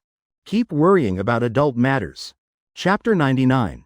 Brothers Not Dirty. Hearing Grandpa Shaw striking while nagging, teachings, I raised my eyebrows. Grandpa really got into character fast. Just adopted yet already hitting this hard. My dad remained tough as steel. Before his wife and children, still gritting teeth, enduring. Not making a sound. I quickly stepped forward, stopping him. "Grandpa, don't hit anymore. That's enough. Dad's not like Uncle Marcus Shaw, such a crude person. If Grandpa still hasn't had enough, just let Dad lie down here while you practice more moves." Marcus Shaw, watching my dad get beaten, felt comforted inside, because finally someone else would share Grandpa's firepower. He laughed heartily, but just hearing me finish, the smile on his face froze. Grandpa Shaw wiped sweat from his forehead. Had to admit, hitting butts felt completely different. Very special sensation. Besides the first few strikes, to discipline my dad, the rest were just adjusting hand feel. He turned, looking at Marcus Shaw, just catching his expression changing. He asked sternly, "What's so funny? From now on, you must treat him as your older brother. Seeing your eldest brother punished yet so happy? Come here, lie down." Marcus Shaw resentfully glanced at me, saying softly, "How many times now? How many times, I ask you?" I felt somewhat guilty. Truly didn't intentionally harm Marcus Shaw. Just spoke casually. After the loving education session ended, everyone sat back on the living room sofa, chatting about home and old times. Listening to Grandpa Shaw recount past years, I sat right beside him, listening while being fed by Lily and Grace occasionally. Handfuls of shelled sunflower seeds. Must say, the Carter's sunflower seeds, completely different from cheap ones I'd eaten before. Chewing carefully revealed a light floral fragrance. Moreover, seeds shelled by Grace and Lily each carried different scents. I curiously tried shelling some from the table myself, but eating them didn't taste as good as theirs. I froze slightly. Clearly Grace and Lily's seeds also came from the table. I tilted my head looking at them, seeing Grace lightly biting a seed with her teeth, then using hands to remove the shell, while Lily's hands were clumsier, sometimes having to bite twice. The shelled seed slightly damp on one corner. Initially, I didn't notice, thinking my hands were sweaty, making the seeds wet. Who knew it was truly that? Both of them, still bowed heads shelling seeds, concentrating so much, they didn't notice me watching. When they just finished shelling a batch, I reached out to receive them. Then suddenly both simultaneously blew 2 light breaths on the seeds in their hands. I froze, looking at my hand that hadn't touched them. Both girls blushed. This is for me to eat myself." Grace flushed, saying. She looked up, then quickly stuffing all the seeds in her hand into her mouth. Lily's eyes somewhat averted, glancing at the seeds in hand, then sneaking looks at me. Afterward she gently placed the seeds in my hand. "Here, brother, eat them." I found it both funny and helpless. though they didn't really blow with their mouths. Just gently breathing. Still made me feel somewhat embarrassed. Seeing me not eating, Lily again gently grasped my fingers. Bowing her head, lightly blowing 2 more breaths on the seeds, saying, "Brother. Now they're clean, not dirty, eat them." I flicked her forehead lightly. Then swallowing those seeds. "Don't fool around like this next time." Grace, seeing my action, sighed softly. If I'd known earlier, I should have persisted a bit more. As afternoon faded, Grandpa Shaw didn't plan staying for dinner. So taking Marcus Shaw and Patricia leaving first, my mother helped drunk Dad back to the bedroom to rest, while she drove back to the company for overtime. Grace had night shift today. Though somewhat reluctant, it was time to leave.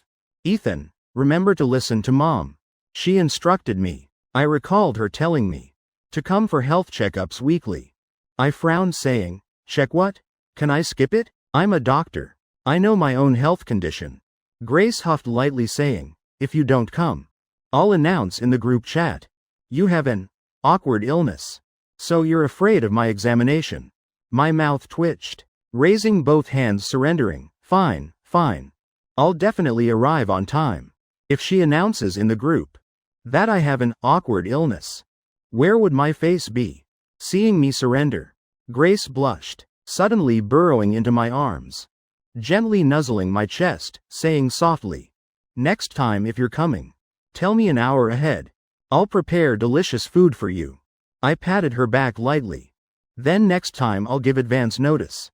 But besides delicious food, third sister, don't overwork either." Grace took a deep breath. Then releasing me, a gentle smile bloomed on her face, saying softly, "Ethan, I'm heading to work first." The villa's large door closed once again.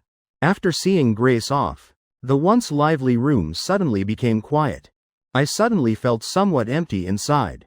Just turning around, Lily suddenly pounced over, her whole body like a koala, clinging tightly to me, her slender legs hooking around my thighs, her small head nuzzling my chest continuously. I wrapped my arms around Lily tight, staggering while walking, finally sitting on the sofa. Initially, I just intended to wipe away Grace's lipstick mark. But Lily sensed something strange in my mood. She looked up, asking softly, "Are you very sad?" Her voice rang gently by my ear. I shook my head. Just after the lively atmosphere earlier. Suddenly so quiet. I feel a bit empty. Lily glanced at the empty living room. For her, previously almost no one treated her well. So being alone actually made her feel more at ease. She looked up at my profile, asking softly, "Like you won't see me anymore?" My heart suddenly beat hard once. In the dim light, Lily's eyes sparkled like stars. Her lips reflected the light from outside the window, looking transparent, incredibly soft. Why did she look so innocent?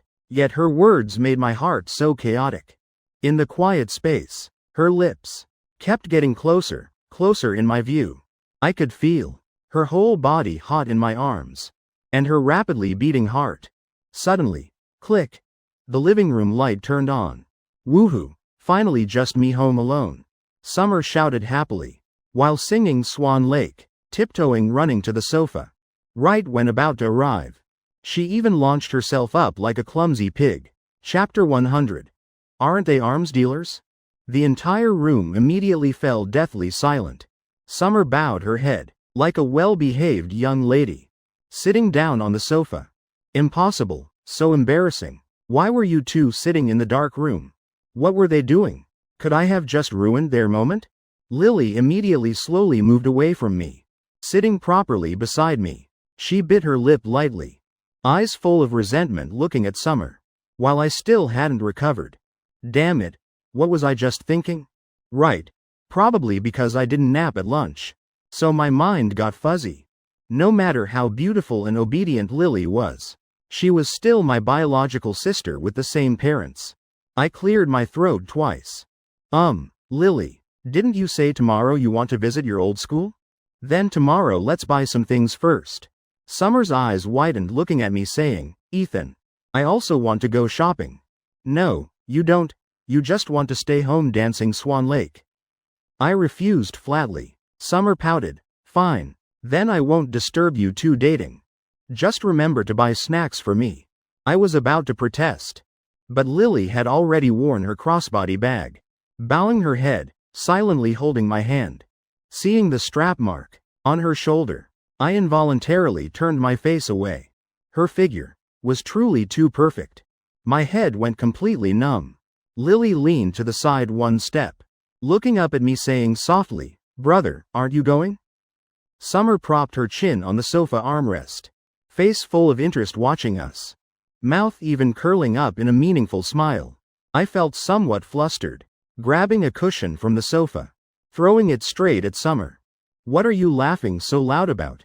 Before she could react, I'd already pulled Lily running quickly out of the villa.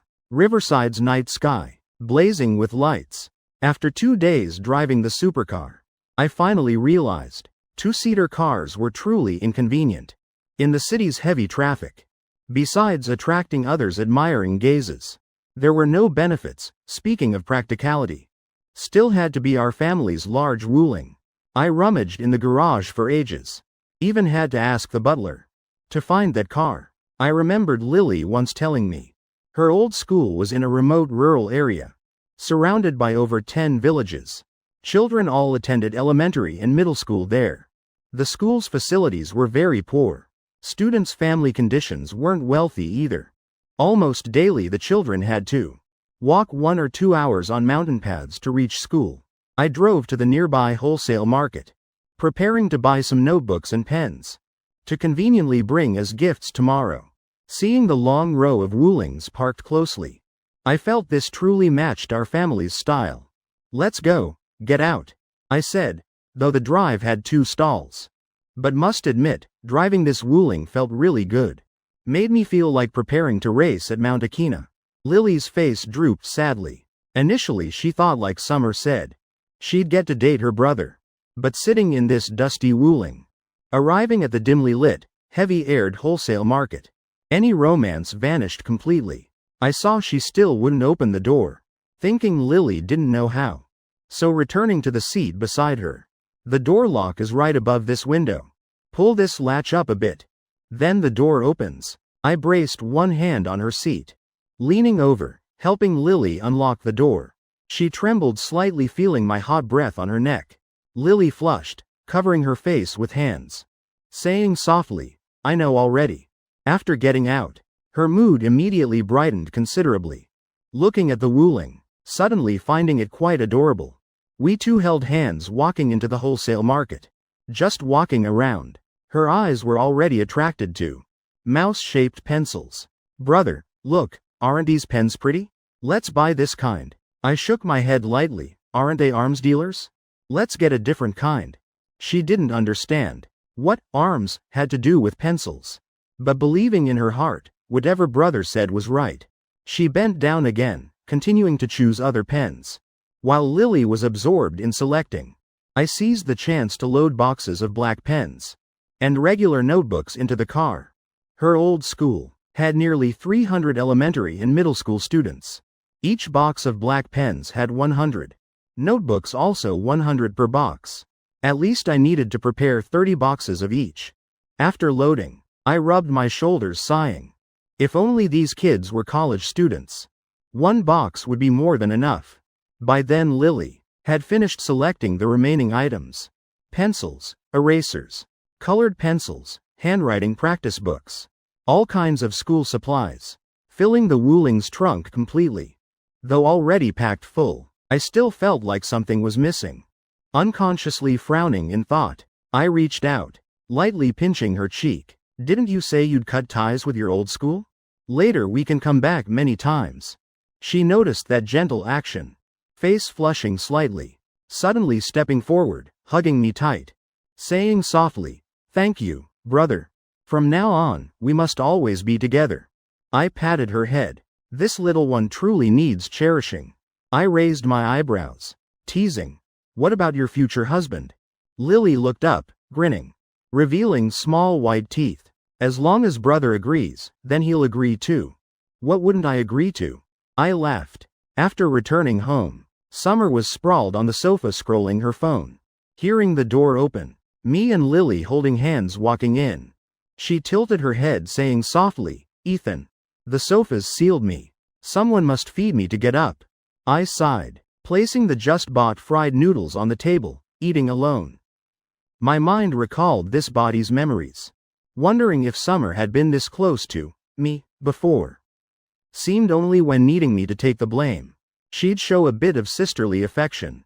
I shook my head, walking to the kitchen getting warm water, pouring a small glass, then entering Dad's room. My dad was half conscious, hand fumbling for something at the bedside. I sat down beside the bed, holding the just-bought hangover pill, pouring some water into the glass, clearing my throat lightly, voice deliberately drawn out, "Mr. Yang, time for medicine." Chapter 101. Won't you praise me? After giving Dad his medicine, I left the room returning to the living room, seeing Summer lying with her head pillowed on Lily's lap, mouth munching fried noodles. I stared at that scene stunned. Could this little one have given up on Rachel, now planning to make a move on Summer? Summer nuzzled her head into Lily's stomach, patting her thigh lightly, saying, "Ethan, come here, come here. Lap pillows are super comfortable. Plus little sister smells good." She spoke while wiping her mouth. I looked at Lily saying, "If you're being threatened, blink once." Summer burst out laughing. "Ha ha, she's my biological sister. Why would I threaten her? I just told her to carry me up and feed me. Then, she let me pillow on her lap herself. And really fed me. Jealous yet? Jealous yet?" I rolled my eyes saying, "You're not paralyzed. Why make others feed you? Should I chew it first then feed you?" Summer sat up abruptly, licking her lips, face challenging saying, "You dare?" I snorted coldly. "What wouldn't I dare? You're acting like I'm the one who dares. I never chewed food for you. Tomorrow I'll buy sugarcane." I snatched the fried noodles from her hand, placing them on the table. Then grabbing Lily's hand. "Today you worked hard all day. Let brother take you gaming for a bit to relax." Early next morning, I yawned, waking from drowsy sleep. Lightly patting Lily's head, she was curled up in my arms like a small cat, making me chuckle softly. She stretched lazily, her soft body even more radiant in the sunlight. Then walking to the dressing room, helping me choose a light gray athletic outfit, while she wore a matching white set. Last night she'd brought her toothbrush, cup, and personal items, all moving to my room. Fortunately, the sink was quite spacious. 2 people sharing didn't feel cramped. Perhaps because today she'd revisit her old school. I sensed her mood, unusually cheerful, while brushing teeth, humming softly, occasionally even bumping me lightly with her bottom. After washing up, thinking the destination was quite remote, I prepared extra things like sunscreen and mosquito repellent plus some emergency medical supplies. Coming down the stairs, I saw Summer listlessly, sitting at the dining table, one hand messing up her tangled hair, while yawning and gnawing a steamed bun. Seeing us two wearing matching outfits, she smiled drowsily. Not wasted waking up early. Just seeing this scene is worth it. She looked at me saying, "Ethan, when will you help me film the university promotional video? My future is all in your hands."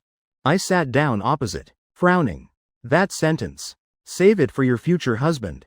I thought a moment, saying, "This weekend. Today I must go to school." "You think it through. How you want me to cooperate?" Summer's eyes widened. "I still have to think?" I huffed coldly. "You alone must not only write the script, but also relearn proper video editing. Tonight I'm checking your homework. This time it's promoting Riverside University. If you still edit into that monstrosity like last time, then this world won't tolerate you anymore." Mentioning video editing, her face paled, stammering, I'll study seriously." After breakfast, I held Lily's hand, walking together to the Wuling loaded with school supplies. I didn't realize, days ago I only dared hold her wrist, yet now could naturally hold hands like this. The car drove over an hour on the winding mountain road, then another half hour on the village dirt road. Finally, on a hillside densely planted with young rice, we saw a small red flag fluttering. The uphill road was too narrow for the car, I found flat ground nearby. Parking the car. Just stepping out. Fresh countryside fragrance rushed in. Now was mid-March. Rice paddies just planted. Water in the fields reflected the clouds. Far away could be heard birds chirping and echoing study recitations. The feeling. My whole body suddenly lightened. Lily just got out, already immediately grabbing my hand, shaking my arm lightly saying, "Brother, look, long ago when I planted rice, it was prettier and faster than them." Even the principal praised me. I held her hand a bit tighter, not knowing what to say. But Lily seemed to notice the guilt in my eyes. She grabbed my hand, placing it on top of her head, saying softly, "Won't you praise me?" I paused slightly, then patting her head, smiling. "You're truly the rice planting champion. The hardest working girl." Lily looked up, grinning brightly. Back then Mom and Dad always scolded me for planting slowly, being lazy. Later I learned. Turned out while I was planting rice, they'd all go play cards and chat with villagers. All housework was mine, yet they called me lazy. She nuzzled her head into my chest, rubbing lightly. Now brother who loves me most has praised me. Hee. I took a deep breath. Living in such circumstances. No wonder when first meeting her. Her eyes were both clear and sorrowful. We two held hands, walking up the hill to the school. Called a school, but actually didn't even have walls. Anyone could freely walk in. I even saw some parents holding hose, standing outside the gate watching their children.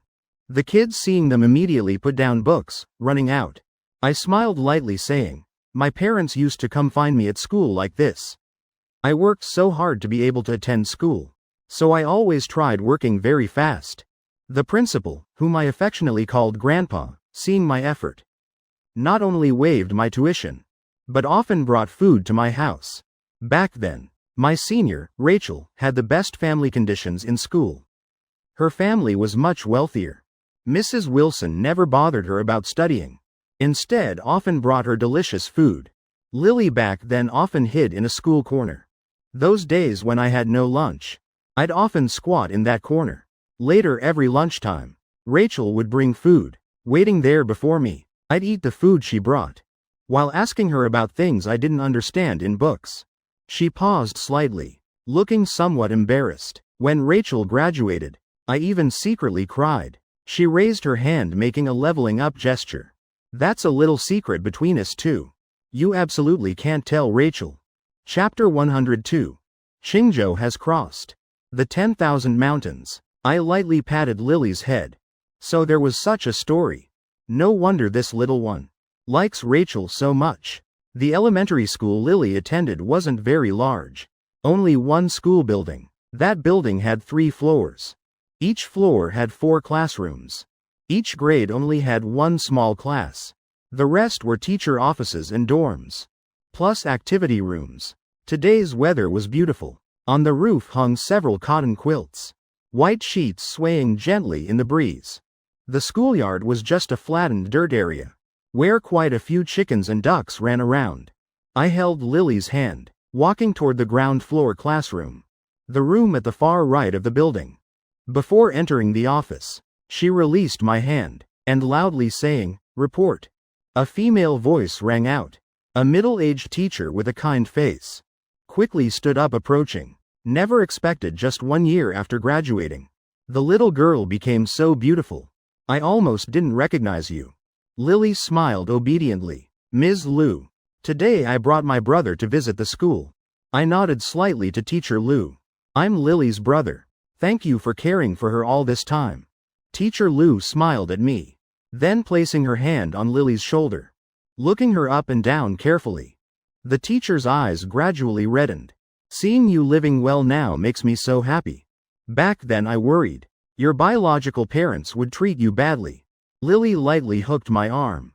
"My brother treats me very, very well." "Is the principal at school today?" "We bought lots of things wanting to donate to the school." Teacher Liu nodded. That's good, that's good. The principal is teaching the last class. About 10 minutes until dismissal." Speaking, she again turned carefully examining Lily, continuously nodding. "I already said, How could those people be your parents? A child like this, making you do such hard labor. Plus that bastard cousin of yours. Only 8 years old and already trying to sell you. After hearing you were taken by your biological parents, I'd occasionally inquire how they were treating you. I looked at Lily surprised, my expression immediately darkening.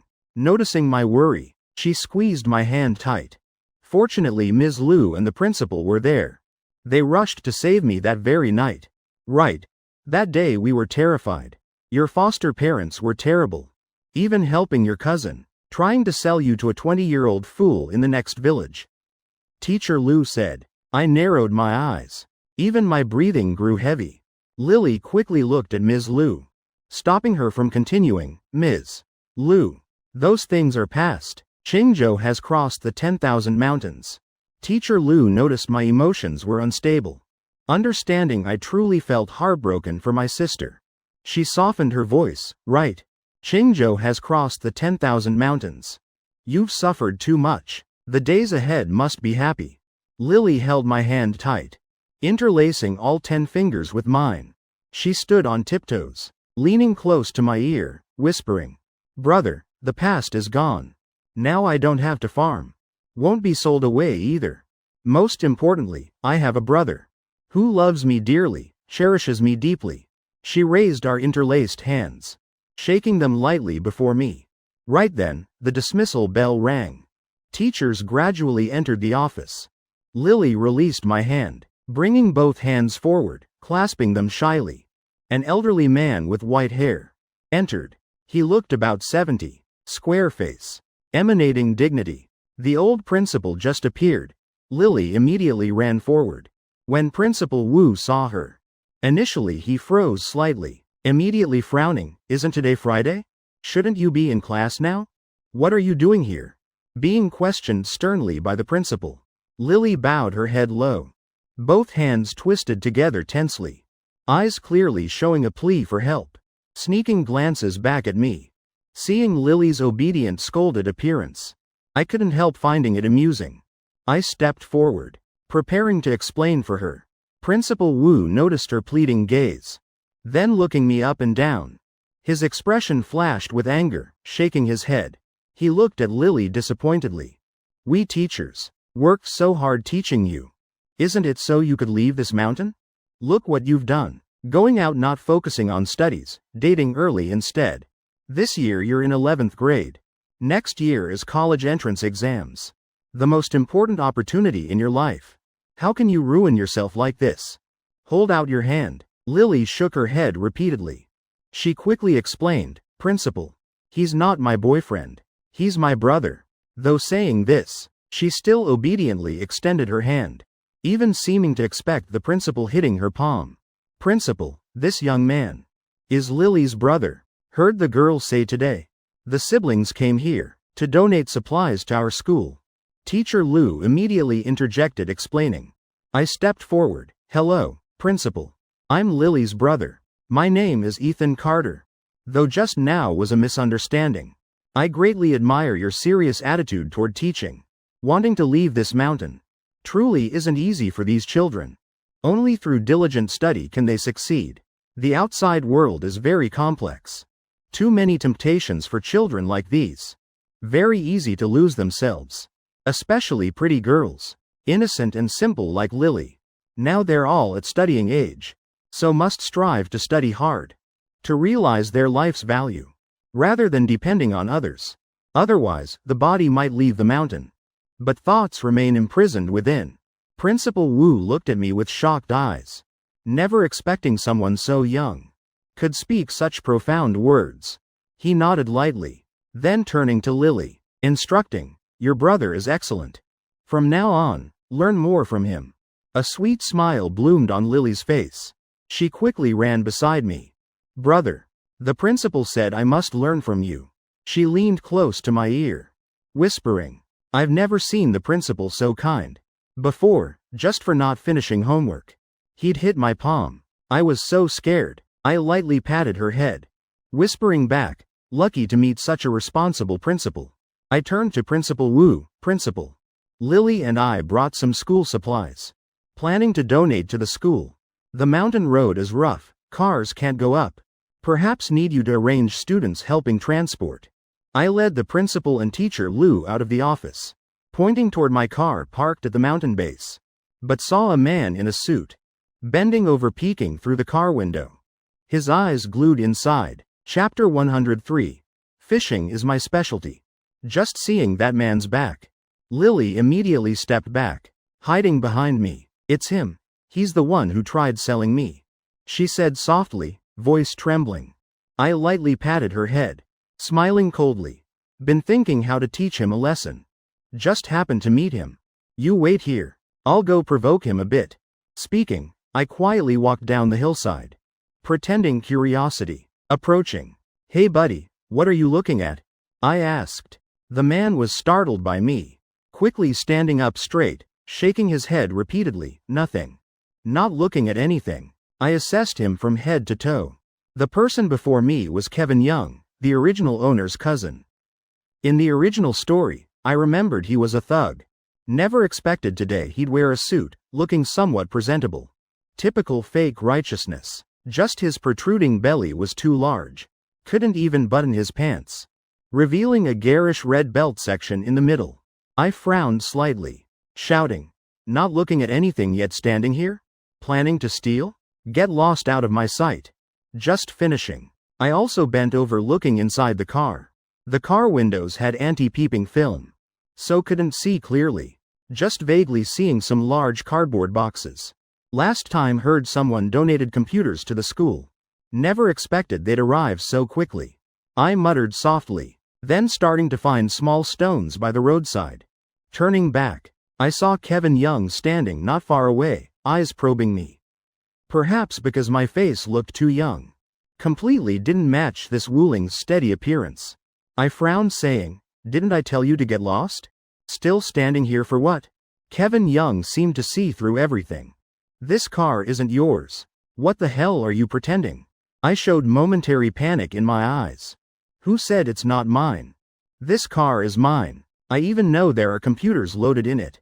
Just finishing. I paused slightly. Emotions suddenly became intense. Damn it. Get lost. Ruining my business. I'll break your legs right now. Kevin Young laughed coldly, saying softly, hey, can't be as stupid as you. So much stuff in the car. Can you carry it alone? How about we brothers cooperate, make some money together? I showed hesitation, bending to look inside the car again. Fine, but later let me choose first. Then you smash the window. I'll stand watch outside, Kevin Young said. I nodded saying, okay, but you watch carefully. In case someone discovers and rats me out. I picked up a small stone, using my hand to tap the window, making sharp, tap-tap, sounds. Seeing my clumsiness, Kevin Young couldn't help frowning. You hitting like this, soon the car owner will run out, he said irritably. Fine, I'll smash it. You go stand watch. I nodded, tossing the stone in my hand to Kevin Young. Looking at that small stone, Kevin Young immediately knew I was a rookie. He bent down picking up a head-sized rock, raising it high, about to smash down on the window. I quietly took out my phone, starting to record him smashing the car window. Hey, what are you doing, mister? I deliberately shouted loudly. He answered full of anger. Don't you see I'm smashing a window? I pressed saying, is this your car? And you dare smash the window? He frowned, snapping. If it's my car, why would I smash the window? I'd just open the door. Take the stuff inside and sell it. Kevin Young said coldly. I nodded saying, true. That makes perfect sense. I stepped forward, right when he raised the rock again. About to smash. I suddenly reached out blocking. The rock slipped from his hand, falling hard on Kevin Young's head.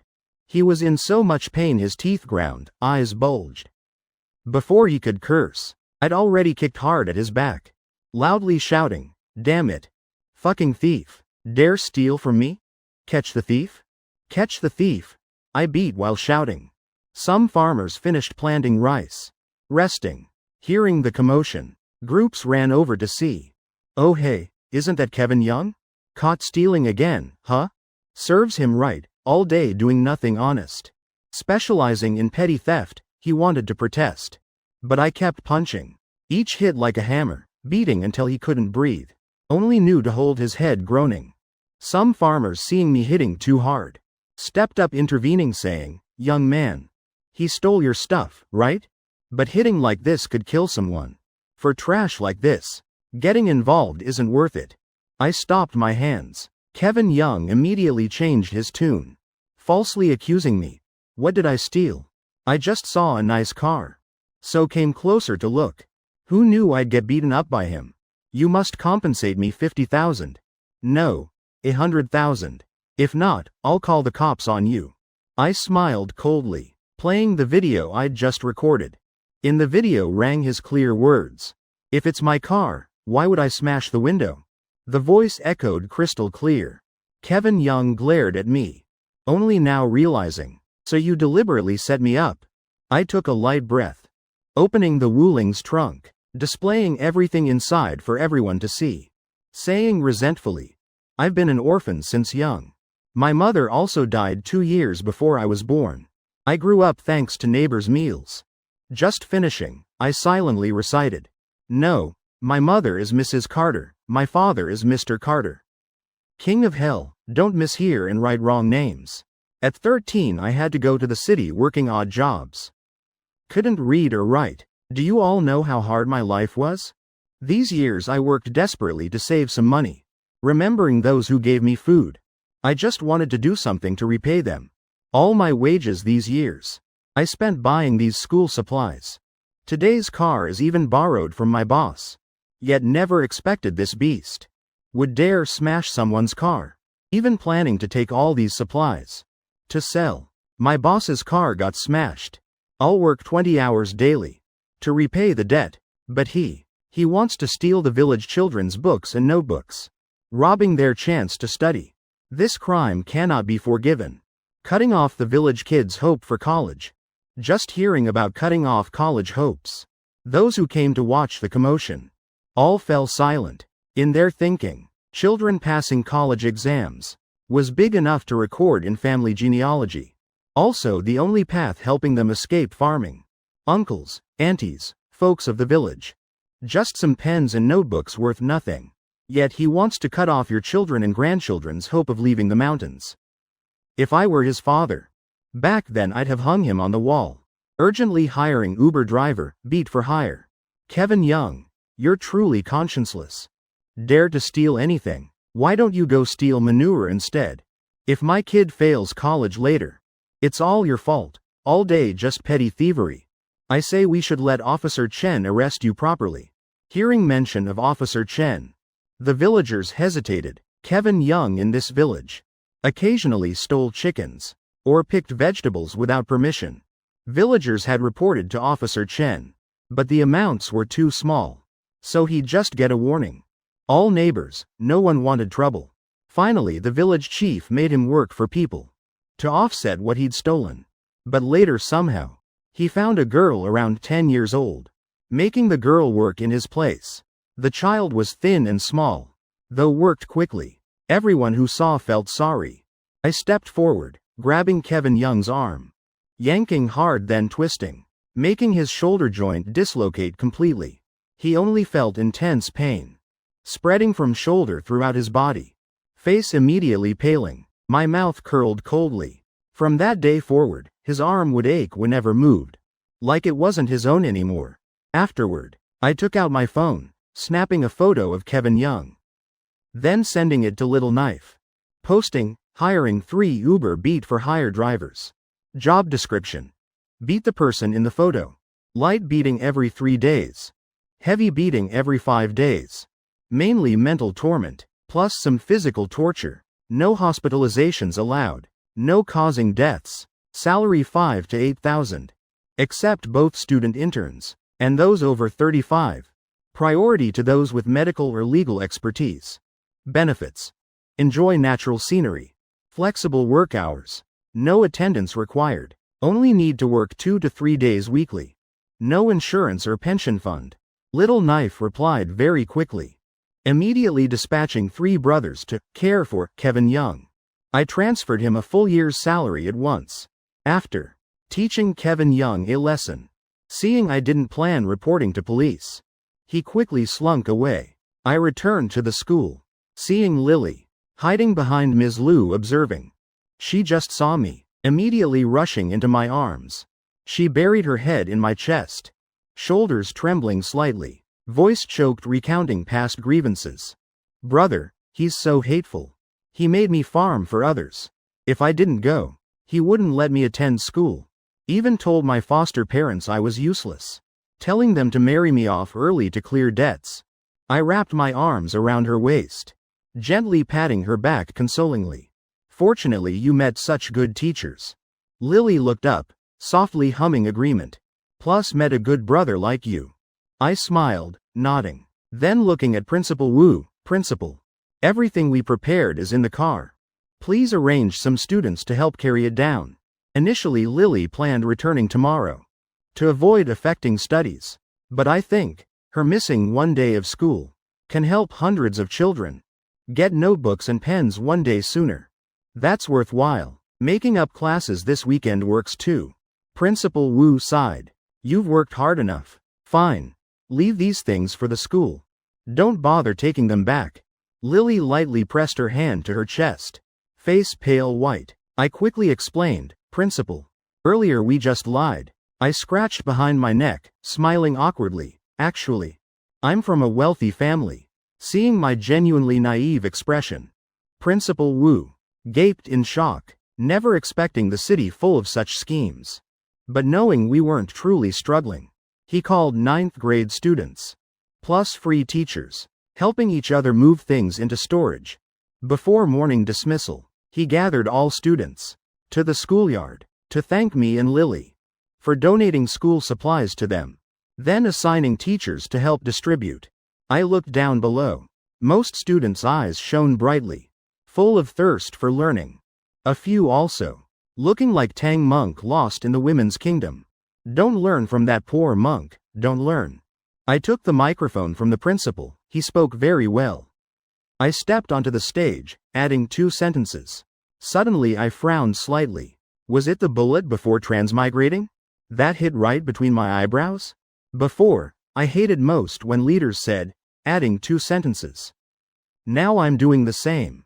Previously I didn't like studying. Now going around advising others to study. Indeed, people can't avoid true fragrance law. Seeing the expectant eyes of students below, I cleared my throat twice, saying, I didn't study many years, don't understand anything, but now wanting to work at electronics factories. At minimum must graduate middle school. $18 an hour. 7 to 8,000 monthly. Now a phone costs 3,000, a computer 4,000. Work 1 month, can buy everything. But without middle school graduation, can only find small factories. $11 an hour, under 3,000 monthly. After food and lodging, 500 left monthly. Others monthly salary, more than what you save all year. Think about it, your close friends, then earning more in 1 month than you all year. Will they remember your father? I held Lily's hand, pulling her forward slightly, bringing her forward a bit. Moreover, what do you have to play with now? Running all over mountains, just to see which monkey's butt is reddest? No phones, no computers. Even girlfriends aren't as pretty as mine. Having that time. Work harder 1 or 2 years, pass middle school entrance exams. By then phones, computers, buy whatever you want. Even the girls you know will be prettier. Those rebellious students all stared at me shocked. This moment, they seemed to suddenly understand the true meaning of studying. Study to work at electronics factories. Then buy phones, computers. Meet pretty girls. They looked around at friends playing together, imagining a future with only 500 monthly left. So poor couldn't even eat properly. Then one day, the dragon returns. Slap. $5,000 on the table saying, shout once, spend freely. Right then, a tall male student told 7 or 8 boys gathered around. From today, Azure Dragon Gang disbands. Now establishing Azure Dragon Study Group. Our goal is passing middle school, working at factories. Lily's small face flushed red. She bowed her head slightly, looking at our tightly interlaced hands. Is he confessing to me? It's okay, After all, brother already announced before the most important teachers and principal that I'm his girlfriend. Thinking this, she burrowed into my arms, unconsciously hugging me tight, trembling slightly. The Azure Dragon study group members all had red eyes. Study, from today. Must study like life depends on it. Chapter 105. Why are you wearing pants? I patted Lily's head lightly. If you keep this up. The principal's looking at me strangely. Lily nuzzled her head into my chest, huffing softly, but clearly had no intention of letting go. Seeing Principal Wu's increasingly darkened face, I immediately understood the feeling of being hit with his ruler. How terrifying it was. I coughed lightly, switching to another direction. Continuing, the true meaning of studying is helping you see the world from different perspectives. For example, when feeling spring winds blowing, you might think clouds resemble clothes, flowers resemble faces. Spring wind blows thick flower fragrance. I paused. Seems this describes women's beauty. I corrected myself, not right. You'll think 10 miles of spring wind on Yangzhou Road. Jade curtains rolled up still can't compare. I held my forehead. Seems this also praises women's beauty. I rolled my eyes, saying reasonably, you won't be as embarrassed as me. So shameful. Can't even think of poems praising March spring breezes. Only know to say, this wind blows. Really, so refreshing. I returned the microphone to the principal, sighing with relief. Originally my first sentence, didn't study many years. Don't understand anything, was just modesty. Never expected it became truth. After distributing school supplies, I donated another 200,000 to the school to improve teaching environment and students' meals. I thought a moment, taking advantage of students' lunch break, calling some students over, cooperating with me filming a music video for Rice Fragrance. Beyond my expectations. In this simple school, they actually had instruments. In the teacher's office, I discovered a wooden guitar, an organ and several wooden flutes. These instruments were brought by a volunteer teacher when teaching here. Usually when free, that teacher taught the kids singing and playing instruments. Those teachers were all using their own ways, lovingly caring for these children. The kids had never filmed videos before, but they understood their video would be seen nationwide. Everyone's emotions became extremely excited. After filming the children's video, I also filmed myself playing guitar, plus the rice field scenery reflecting the blue sky. Seeing the finished footage, beautiful natural scenery, along with the children's pure smiles, I nodded satisfied. Wait until tonight to finish editing. Kansai Riverside University cooperated with me making this video. By then I'll write a small reflection, praising Riverside University's positive attitude in handling incidents, and the serious academic atmosphere there. Perhaps can salvage Riverside University's lost reputation. That way, the 200,000 I just transferred can be reimbursed by Riverside University. Rural elementary schools nationwide will also receive more attention from kind-hearted people. Moreover, who knows, might help that little salted fish named Summer gain official speaking qualifications. 1 arrow, 4 targets. I began admiring my own intelligence. Tonight must tease Summer properly. See what devilish schemes this remnant of family education comes up with next. March spring returns. Sunlight warming the body gently, accompanied by soft spring breezes and occasional bird songs. I couldn't help yawning. Right now Lily and I sat close together, behind the lecture hall, on the grass. Lily tilted her head. Seeing me looking sleepy, she shifted over slightly. I brushed my pants, of grass bits clinging, brushing clean. Then she poked my shoulder lightly, patting her thigh. I stared at this scene before me. Couldn't help swallowing, thinking, could she want me to use her lap as a pillow? Lily bowed her head, face flushing, saying softly, brothers helped me so much. I also want to repay you a little. Moreover, without proper rest, driving this afternoon will be dangerous. She hesitated, continuing. Sister Summer also said it's very comfortable. Even said I smell nice. My face immediately burned hot. Head like white smoke rising hazily.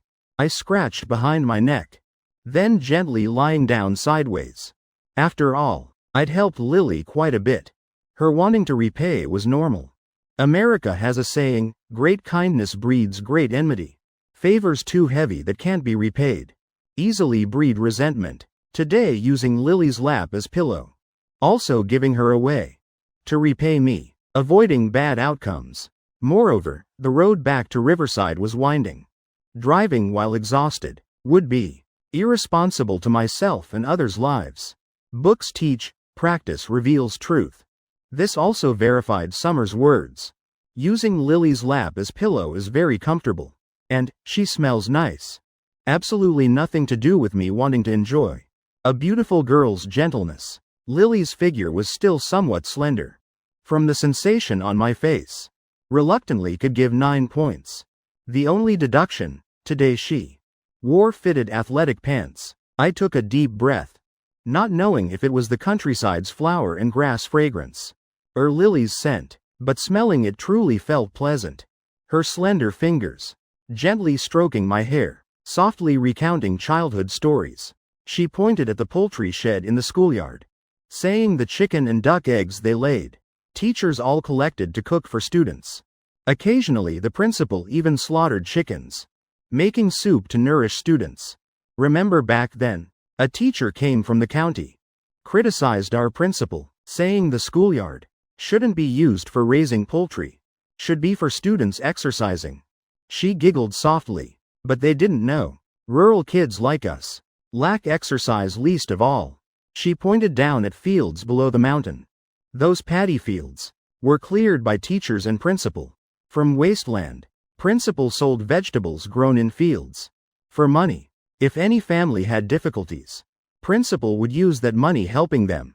Back then I was saved that way too. Hearing Lily say this, my heart suddenly tightened. I turned my head, wanting to see what emotions she had now. Lily gently raised her hand, covering my eyes. Brother, rest earlier. Chapter 106. When we're old, can we be like this too? Not knowing how long I'd slept, slowly opening my eyes, welcoming gentle spring breezes, bathing in warm sunlight, looking up at half the sky. That half sky, brother, are you awake? From that half sky's direction, Lily peeked out. I stretched once, finally slept enough. Since you gave me your lap as pillow today, tonight I'll reward you with 3 rounds of Yasuo. I stood up. The school echoed with clear recitations. I glanced at my watch. Never expected sleeping over 2 hours. What did you do while I slept? I asked casually. Lily's eyes immediately averted, stammering, nothing. Nothing at all. How could she tell me?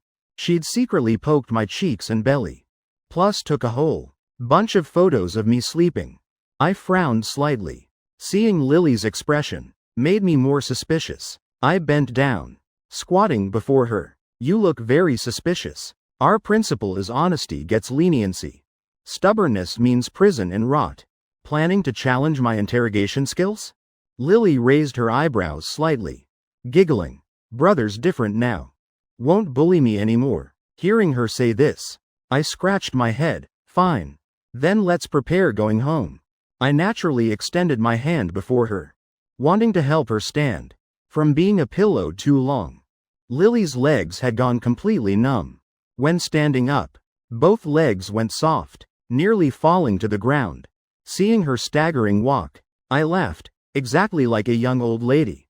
It's all brother's fault. Lily pouted dissatisfied. Fine, fine. Let me make it up to you, I said. Lily's eyes suddenly brightened. Will you carry me to the car? Or Princess Carrie? Have I gotten fat lately? Do you feel heavy? She bit her lip lightly, heart beginning to beat faster. The little fawn wrapped in bandages trembled, carefully leaning on crutches, cautiously peeking out, only seeing me lowering myself, arms circling back bent, posture like a real old man. Wobbling 2 steps, I coughed twice lightly, imitating an elderly voice. Now brother's also an old man. Let's walk together. The little fawn huffed softly. Indeed, as it predicted, silently retracting its head. Lily's eyes widened. Why are you usually so smart, but at times like this so dumb? Suddenly her eyes brightened. Old man and old lady. Aren't they a couple? So brother truly likes me. She suddenly stopped, falling half a step behind. Then suddenly jumping on my back. My face flashed with panic. If not for my thick skin and sturdy body, plus some enhanced strength, I'd have nearly knelt before her. Ow, gentle please. Next time planning a sneak attack, warn me first. I'm afraid you'll make me faceplant. Then we'd both be embarrassed. Lily stayed silent several seconds. The romantic atmosphere like an idol drama. Instantly shattered by my words. Hesitating a moment, she still gathered courage asking, brother, if later when we're old, can you be like just now? She imagined them both elderly. Still able to hold hands. Supporting each other walking. Wobbling along the small path. I looked at her doubtfully. I think it'll be hard. I'm afraid by then if you sit down once, my back will just break. Reaching the car, I smiled. Arrived. Princess, please exit. Remember to give your boyfriend 5 stars.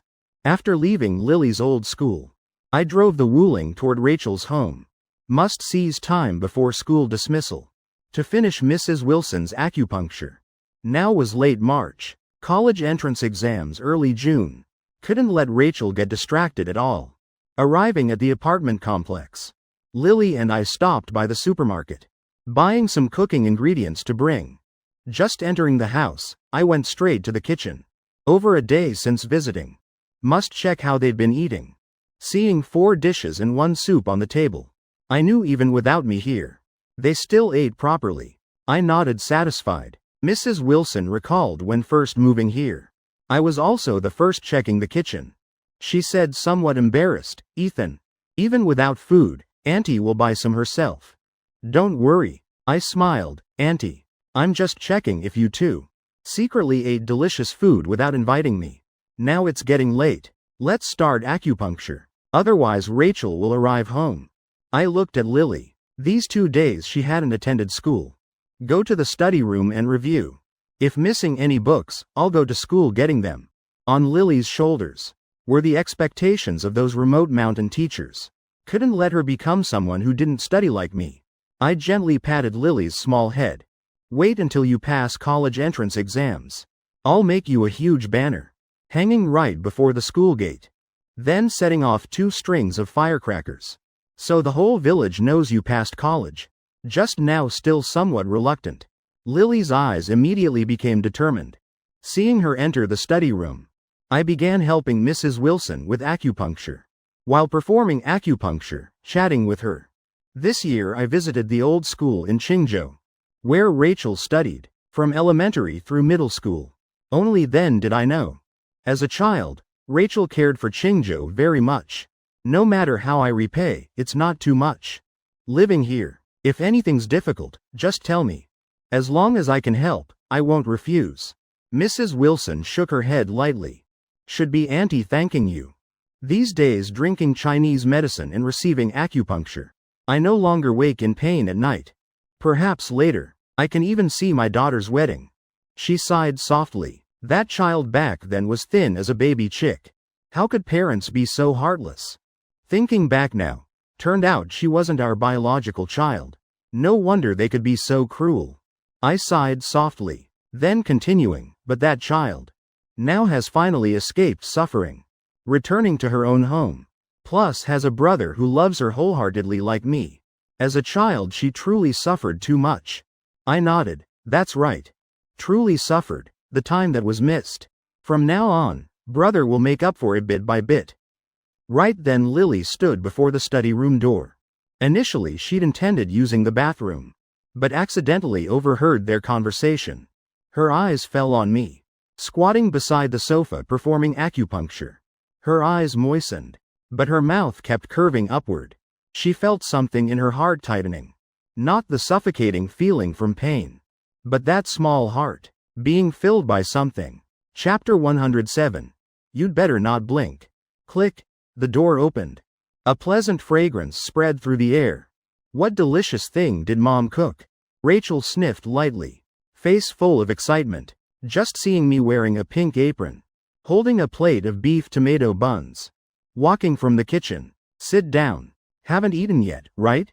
I smiled. Rachel's face immediately flushed. She bowed her head, sitting beside Lily. Why is Ethan here, even wearing an apron? Could this dish be his cooking? Smells so good. Lily's eyes stared fixedly at me. Feeling, brother looks so handsome in pink. Then tomorrow I'll wear blue. I placed the beef tomato bun plate before the two girls. Taking off the apron, sitting on Lily's other side, I reminded, careful, it's hot. Actually, I wasn't incapable of cooking. Just cooked somewhat slowly. Occasionally had to recheck tutorial videos. The sweet-sour taste of tomatoes, blending with beef's tenderness, plus a hint of white pepper spiciness. Just one bite. Both girls' eyes lit up. Brother, your cooking is delicious. I think I can eat 2 bowls of rice. Lily praised profusely. Rachel also nodded continuously. Boys who can cook are truly super handsome. I smiled. If you two know such sweet words, say more. After finishing dinner, to prevent the two girls from developing feelings beyond friendship, I joined them in the study room supervising homework. This time I pulled another chair, holding Rachel's ruler from before, exactly like a strict proctor, sitting behind watching both. Lily occasionally stole glances at me. Like this. How can I ask Rachel how to become the type brother likes? Brother, go outside. We need to talk about girls' private matters. Lily said coyly. Rachel blinked innocently. What private matters? Not like last time, right? She bowed her head, face flushing. I glanced at Rachel, then at Lily, sighing softly. Daughters grown are hard to keep. Lily's face turned crimson. Brother, last time was just a misunderstanding. Not what you think. Right, we won't tell you our girls' secrets. While speaking, she pulled my hand, pushing me out of the study, even carefully locking the door. I could only sit on the sofa, quietly taking out my phone, discovering when still working. Free time just meant wanting to play with phone. Yet having money now, found phones no longer as attractive. I opened the app, Loving Harmonious Family. Chat log in the family group. I scrolled to the top, skimming through. At the very top, besides the video I posted, the first line below was Mr. Carter's message. Comrade Old Carter, Dad. Good morning. A beautiful day starts with greeting Dad. Below that line was an animated image. A rose blooming with sparkling effects. Also reading, good morning. Just reading those greeting lines, my whole body got goosebumps. Below were all trivial chats, each message spaced quite apart. Until around 4 p.m. Marcus Shaw posted the orchestral version of Breaking Formation at Gwangan Palace, performed by the National Symphony Orchestra. Immediately the group chat livened up. Mr. Shaw is truly impressive. Sounds so magnificent. Embodies our great America's spirit. Followed by a string of praises. Mr. Shaw is truly extraordinary. Your grandson will be of age in a few months. You're all adults now. Conveniently both parents are in the group. Why not discuss something? I have a grandniece. Appearance and personality both excellent. This weekend the girl will come to Riverside. How about letting the two youngsters meet? General Shaw sent several casual photos of Sophie Shaw, besides one hitting a punching bag. Several close-up selfies. Must admit, Sophie Shaw's looks were truly not bad. Photographed from any angle beautifully. Just those important long legs weren't visible at all. Comrade Old Carter speaks correctly. Ethan really should consider this. I think the two are a match made in heaven. I continued scrolling down, reading the conversation, my expression darkening. Comrade Old Carter kept saying, Dad speaks correctly, ending sentences with roses, completely lacking personal opinions. Fortunately, the group still had third sister and Summer, both continuously helping me tactfully decline. Ethan's at a critical stage of high school. We don't need the child to achieve great things, but still hope he can focus on studying, not waste his youth. Ethan's still very young. Over 4 more years until marriage age. This matter needn't be rushed. Mr. Shaw, back in our day, marrying at 15, 16 was normal. Ethan's grown now. Arranging engagement now. Marrying in 5 or 6 years works too. Comrade Old Carter speaks correctly. That year I was 16 years and 8 months. When I married their mother. Summer sent a message. Have you all considered Ethan's feelings? Seeing her message, I couldn't help feeling moved. Not wasted. My hard work climbing mountains, crossing fields. Just to help her save face. Sister Summer doesn't even have a boyfriend. How can I feel at ease getting engaged? A 19-year-old girl in her prime. Aren't there handsome soldiers under 23? Sir, you can't play favorites. My mouth twitched. Indeed. Can't place expectations too high on Summer. I replied in the group, Mr. Shaw. Next checkup visit, you'd better not blink all session. Mr. Shaw laughed sinisterly. Both families can meet first. Tomorrow the girl arrives in Riverside.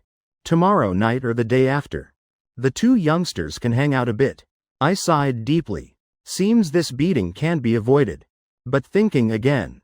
Just need to explain clearly to Sophie Shaw. Probably no problem. Now Drake also doesn't know where he's gone, finding his destined one. Without Mr. Shaw's connections. Drake wanting to approach Sophie Shaw. Certainly won't be easy. I sighed again. In one breath. Feeling life after transmigrating truly like walking on thin ice. Always feeling someone wants to steal my glory. Then I opened TikTok. Hannah's notification popped up. Brother Ethan, can I visit you next week?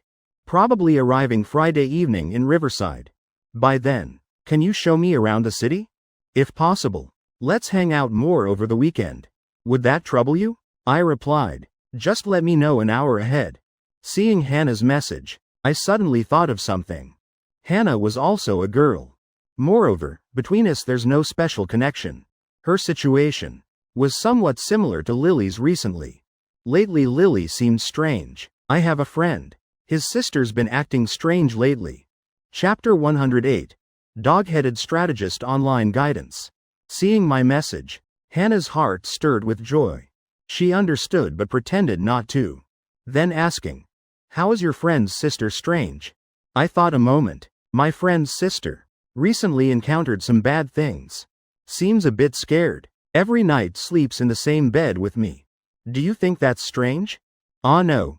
Sleeps in the same bed with my friend. Not sleeping in my bed. That bed is very large. Seeing my message, Hannah chuckled softly. She recalled that time years ago, when she herself went through terrible things. Those nights were when she felt loneliest. If back then she'd had such a good brother, she'd probably also want to nestle against him, feeling safe. She replied with sincere tone. Being bullied is very terrible. Back then I took very long to overcome it. If I'd had a brother like you beside me, I'd also want to be close, seeking safety. You could try hugging her while sleeping. Maybe that way she'll overcome her fear faster. I awakened suddenly. So after being bullied, wanting brother's embrace was very normal. But, still need to report to police? I thought a moment. Every morning upon waking, Lily was always nestled in my arms. Seemed about the same already. I understand, Teacher Hannah. I'll tell my friend when sleeping. Should hug his sister. Also, my friend's sister, when going out with him, always holds my hand, sometimes even rushes into my arms. Is that strange? Hannah lay on her bed seeing my message. Her long slender legs swaying lightly in the air. That year when bullied, she had to drop out midway, didn't finish middle school. Because of that incident's shadow. For many years she dared not talk with peers. Now not only were peers willing to talk with her, but it was the person she admired most. The topics they discussed were innocent, youthful emotions. She quickly replied, holding hands when going out. Probably just afraid of getting lost. If previously bullied, psychology becomes very sensitive and fragile. Without support, very easy to feel like everyone around wants to harm them. Next time holding hands, try interlacing all 10 fingers. No matter how crowded, won't get separated. As for her rushing into your arms, perhaps because only you make her feel safe. I scratched my head. Always felt something was off. But thinking carefully, it made perfect sense. All this time, I thought I'd already helped Lily overcome her fear. Turned out I was just deluding myself. Indeed, such matters still need discussing with girls to understand. If just thinking alone, I might misunderstand. Nearly thought the feelings between me and her had changed. I pondered a moment. Should I ask about last time I almost kissed her? Hesitating slightly, forget it. Asking casually shouldn't matter. Teacher Hannah, I have another friend. The other day when dark. His sister sat on his lap. Then he suddenly wanted to kiss her. Is that normal? Hannah asked back. Is that sister cute? Not exaggerating. She's the cutest in the universe. I praised profusely.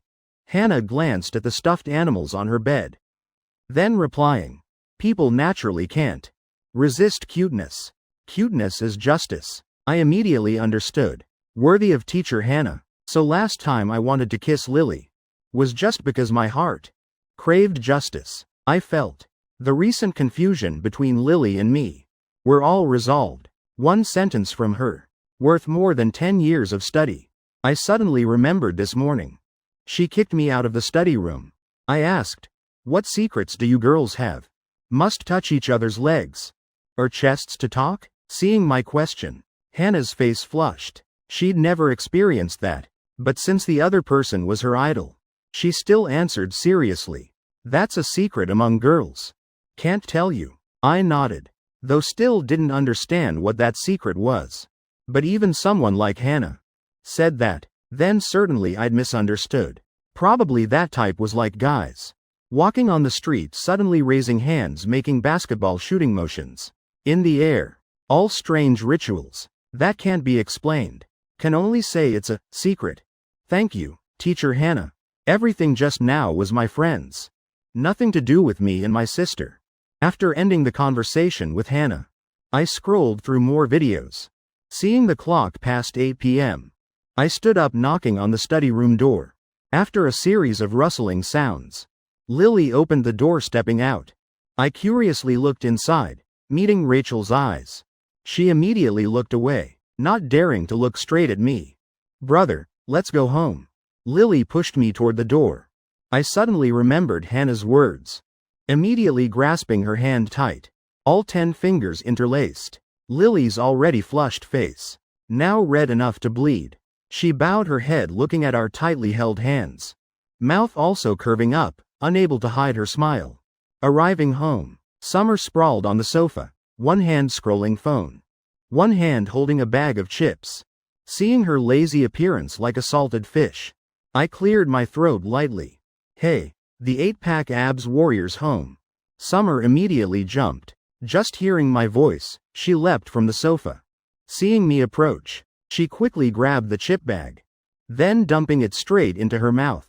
I frowned. I worked hard climbing mountains, crossing fields, just to bring salt for this salted fish. Never expected she'd think I wanted to steal food. This deep sisterly affection, ultimately lost to a bag of chips. Summer's cheeks puffed up, like a hamster, mumbling unclearly, I ate it all. Don't know what possessed me. I reached out, poking both her cheeks lightly. Peefed PFFT. Summer became like a pea shooter, spitting out chip pieces. She angrily swatted my hand away, chewing a few more times, then drinking 2 gulps of soda from the table. She said irritably, it's your fault. Chips all over the floor, you clean them.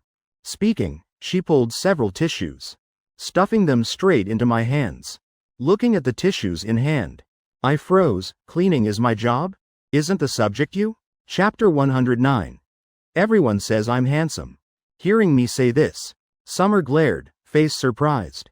What do you think you just touched? That's the universe's #1 beauty's face. She raised her eyebrows, continuing. Just you wiping the floor already shows great mercy. If my pursuers knew, not just the floor needs cleaning. Must say, Summer, from figure to face, very beautiful. Personality also not bad, just a bit fond of acting cute. But seeing her smug appearance now, I truly couldn't believe she had pursuers. I clapped once, making Ip Man gestures. Who's cleaning whom? Unclear. Think my Riverside Ip Man title was given for fun? Summer lightly kicked straight at my shoulder, making me fall backward. She laughed mockingly, pointing at the floor, saying, fine, fine.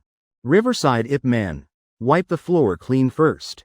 After ordering me, she turned looking at Lily. Come on, little sister, come here. Lily hesitantly looked at me, kneeling wiping the floor with tissues. Then timidly walking over sitting beside Summer. Summer stretched her long legs, hugging Lily like a body pillow. Little one, what do you use? You smell so good. Smelling Lily's scent. She yawned lightly. Pity you're wearing athletic clothes. If only it were a short school uniform skirt. She glanced out the window. Pity, it's already dark.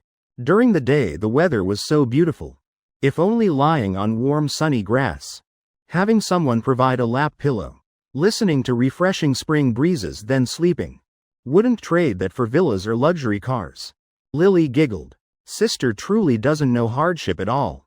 I paused while wiping, looking up at Summer, silently suspicious. Could she be a prophet? Or already installed cameras monitoring me? I stopped, suddenly feeling something was off. Not mentioning the chips scattered everywhere. What exactly caused that? Today I just finished filming. Such a meaningful video. Not to mention the emancipation of serfs, but to sing. I never ended up with one. Yet the result was sitting wiping floors. Could this be older sisters? I stood up sitting on the sofa, coughing lightly. Sister, so busy wiping floors, forgot the main thing. How does sister plan filming the video? For me to cooperate? Summer avoided my gaze, then hiding her head behind Lily. She opened her phone, finding a video to show me.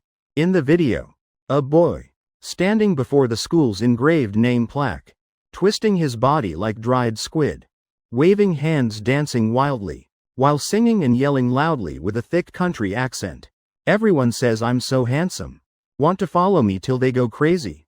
Everyone says I'm so handsome. My photos resold 50 times original price. Finally, he spun smoothly, pointing at the plaque, shouting, 10 years of hard study. Isn't it just to enter Riverside University? My mouth twitched continuously, sometimes watching the video, sometimes glancing at Summer, showing only her eyes. Couldn't believe this was the idea she thought about all day. She's truly a genius. Summer's eyes flickered away, saying softly, if you don't like it, swipe up. There's another video. I took a deep breath, glancing at her. Then eyes stopping on the phone screen. After all, still Riverside University students. Wouldn't be going underground like this, right? I swiped up. Still that same boy. Still that thick country accent. Still those graceful dance moves. Years of campaigns, fame spreads far. Now I'm lost in the martial world. Like drifting clouds, like sky cranes. Floating through the mortal world, so lonely. 10 years of hard study. Isn't it just to enter Riverside University? I cursed silently. Don't like it? Change to another. But changing videos just means changing dance moves? I held my forehead, turning off Summer's phone screen, silently returning it to her, then saying, Sister, did we cheat on college entrance exams? Should we quickly surrender? Officer Chen has surrounded the area. Outside is full of azure dragons. Summer already called the cops? Lily said softly, but I just want to be a good person. I tilted my head. Being a good person means people don't treat you as human? I huffed coldly. Summer shrank back, hiding behind Lily thinking several seconds. Then suddenly grinning foolishly. She praised herself. My brother's truly handsome. If you dance that, definitely even more handsome. I said coldly and directly. Now if I believe what sister says, even the punctuation marks aren't trustworthy. If I really dance that, everyone will know. I have no issues with Riverside University. While busy mocking me, and will forget what happened before. Summer shrank her neck again, occasionally sneaking glances at me. Then suddenly speaking pleadingly, voice choked. Ethan, this is sister's only wish in life. Just film one segment. She shook Lily's shoulder lightly. Little sister just told me. Also really wants to watch. Lily froze looking at Summer. She never said that. Seeing Lily's doubtful eyes, Summer said urgently, Little sister, touch your heart and say, don't you want to watch brother dance that? While speaking, she actually reached touching her actual heart. Lily's cheeks blazed like fire, quickly breaking from Summer's arms.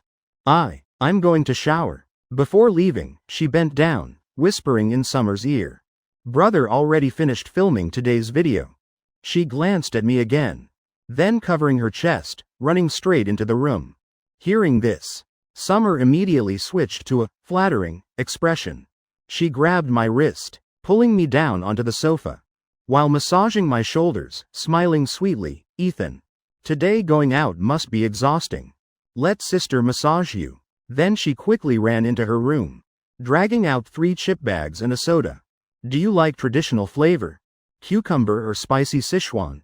Seeing her appearance now, I guessed certainly Lily told her that I finished filming the video. Then choose cucumber flavor, I answered. Summer kept the other 2 bags, running straight to her room, even carefully locking the door. Chapter 110. Could he be the male lead? The chips on the table cost $6. Soda $3. Altogether, Summer's gratitude toward me only valued $9 to $15. She returned to the sofa, sitting beside me, smiling, saying, "Let sister feed you. 1 piece for you, 1 for sister. 1 for Lily. Lily's not here, so sister eats for her." She opened the soda cap, pouring herself a full glass, then handing me the can. Cheers. I sighed softly. Indeed, I'd overestimated her sisterly affection. After eating, Summer wiped her mouth, smiling at me, saying, "Ethan, you ate what sister gave so happily. Shouldn't you repay sister a bit?" I widened my eyes, looking at the empty chip bag and soda can, then saying coldly, "Where does sister get the nerve for that statement? Sister doesn't care. Anyway, you already ate sister's food." Summer pretended to pout, saying coyingly. I could only sigh. Never expected in the end I'd still lose to her. Seeing my resigned expression, Summer stood up on the sofa, lightly patting my head, gently saying, "Good boy. Wait till sister passes grad school entrance exams. Later, if sister has food to eat, you'll have dishes to wash." Speaking, she returned to her room, while I stepped into the bathroom, rinsing off quickly. I recalled times together with Summer, always feeling I gained no advantage. To keep the wealthy life I'd gained, I not only stabilized Lily, but also helped the Carters rely on Mr. Shaw. Soon must also help Summer's path to fame by editing videos. She right now was no different from a salted fish, eating snacks, drinking soda on the sofa, truly lying down and winning. Thinking carefully again, could Summer actually be this story's true female lead? I sighed in amazement. At least now, perhaps I'd avoided Summer being cyberbullied to death. I truly couldn't believe such a lively, energetic girl in the original story fell into such despair. Always felt if Summer planned jumping from a building, just 1 bag of chips could coax her down. I froze slightly. Why hasn't a system reward arrived? Could the system have disconnected from me? Or as the plot continues developing, ultimately Summer still can't escape tragedy? I thought a while without figuring anything out. Could only take it step by step. Stepping out of the bathroom, I saw Lily wearing a small white nightdress, sitting on my bed. The nightdress carried a style similar to JK uniforms. Behind the dress, had an added sailor collar portion trimmed in light blue. The chest decorated with a sky blue ribbon bow. The skirt reached her knees, designed in 2 layers. Under the white top layer was another light blue layer. On Lily's legs were white socks reaching mid-calf, both feet slightly turned inward, toes lightly touching the ground. I felt just having Lily in the room. The air became much more fragrant. I swallowed, seeing her soft, sweet appearance now. Always felt 1 bit of intimacy would make me collapse. Could I sleep peacefully tonight? Must I really hug her? What man could withstand this scene? Lily tilted her head slightly, then standing up, hugging my arm. "Brother, didn't you say tonight you'd reward me with gaming? Let's play now. I also want to sleep early." I covered my nose, saying, let's go. Since last time, Lily always sat on my lap gaming. I just silently wrapped my arms around her slender waist, my head resting on her shoulder. Now we two cooperated very well. Just me letting go, Lily would immediately withdraw her hands, yielding character control to me.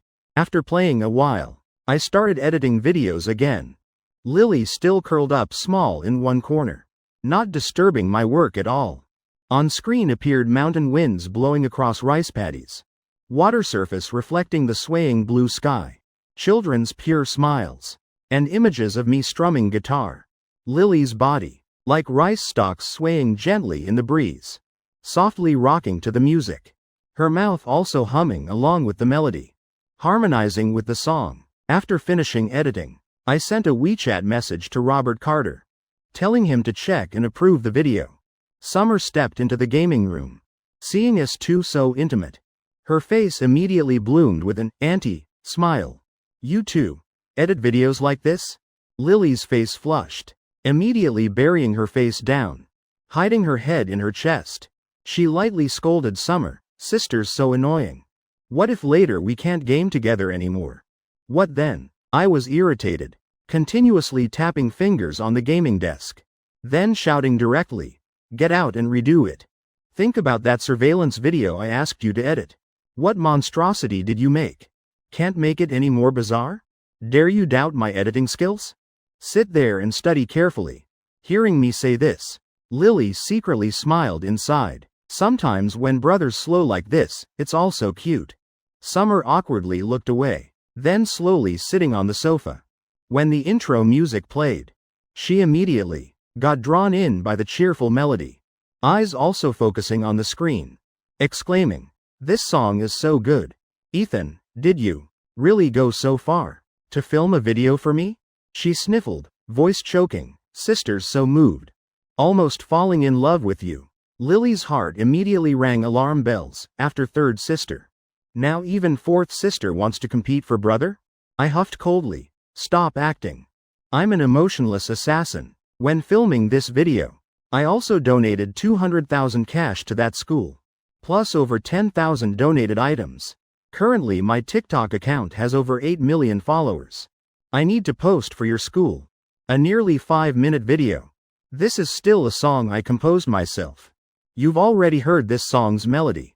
Later it'll definitely become famous. Summer pouted. Since I didn't send the video directly to her, she knew something was wrong. She resentfully glanced at me. If must donate so much money to the school, can I still be kept for grad school? Her eyes glanced at the gaming desk, wanting to find snacks. I quickly grabbed the only can on the desk, gulping it down completely. Absolutely couldn't give Summer any chance. She complained, "Between us, really, no sisterly affection left at all?" I raised my eyebrows. "A $6 chip bag I ate. $4 soda. I'll count half a can. Then deduct $3 for you." Saying, "This servant truly cannot do it," sounds fitting. 8 million view blogger filming 5-minute video, plus original song. Every single lyric reeks of money. Summer huffed softly. "That $3 discount.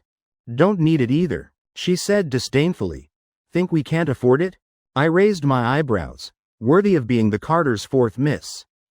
Truly impressive. Planning to pay cash or transfer? Summer's eyes started avoiding. That. I need to record a sample to send to school. Let the principal and them decide first. I moved aside, helping Summer film the first 30 seconds. Then immediately turning off the screen. She looked at the 30-second video on her phone, face full of resentment. I just deliberately adjusted the angle properly. Even my hands didn't shake. These 30 seconds should be enough for your principal to judge.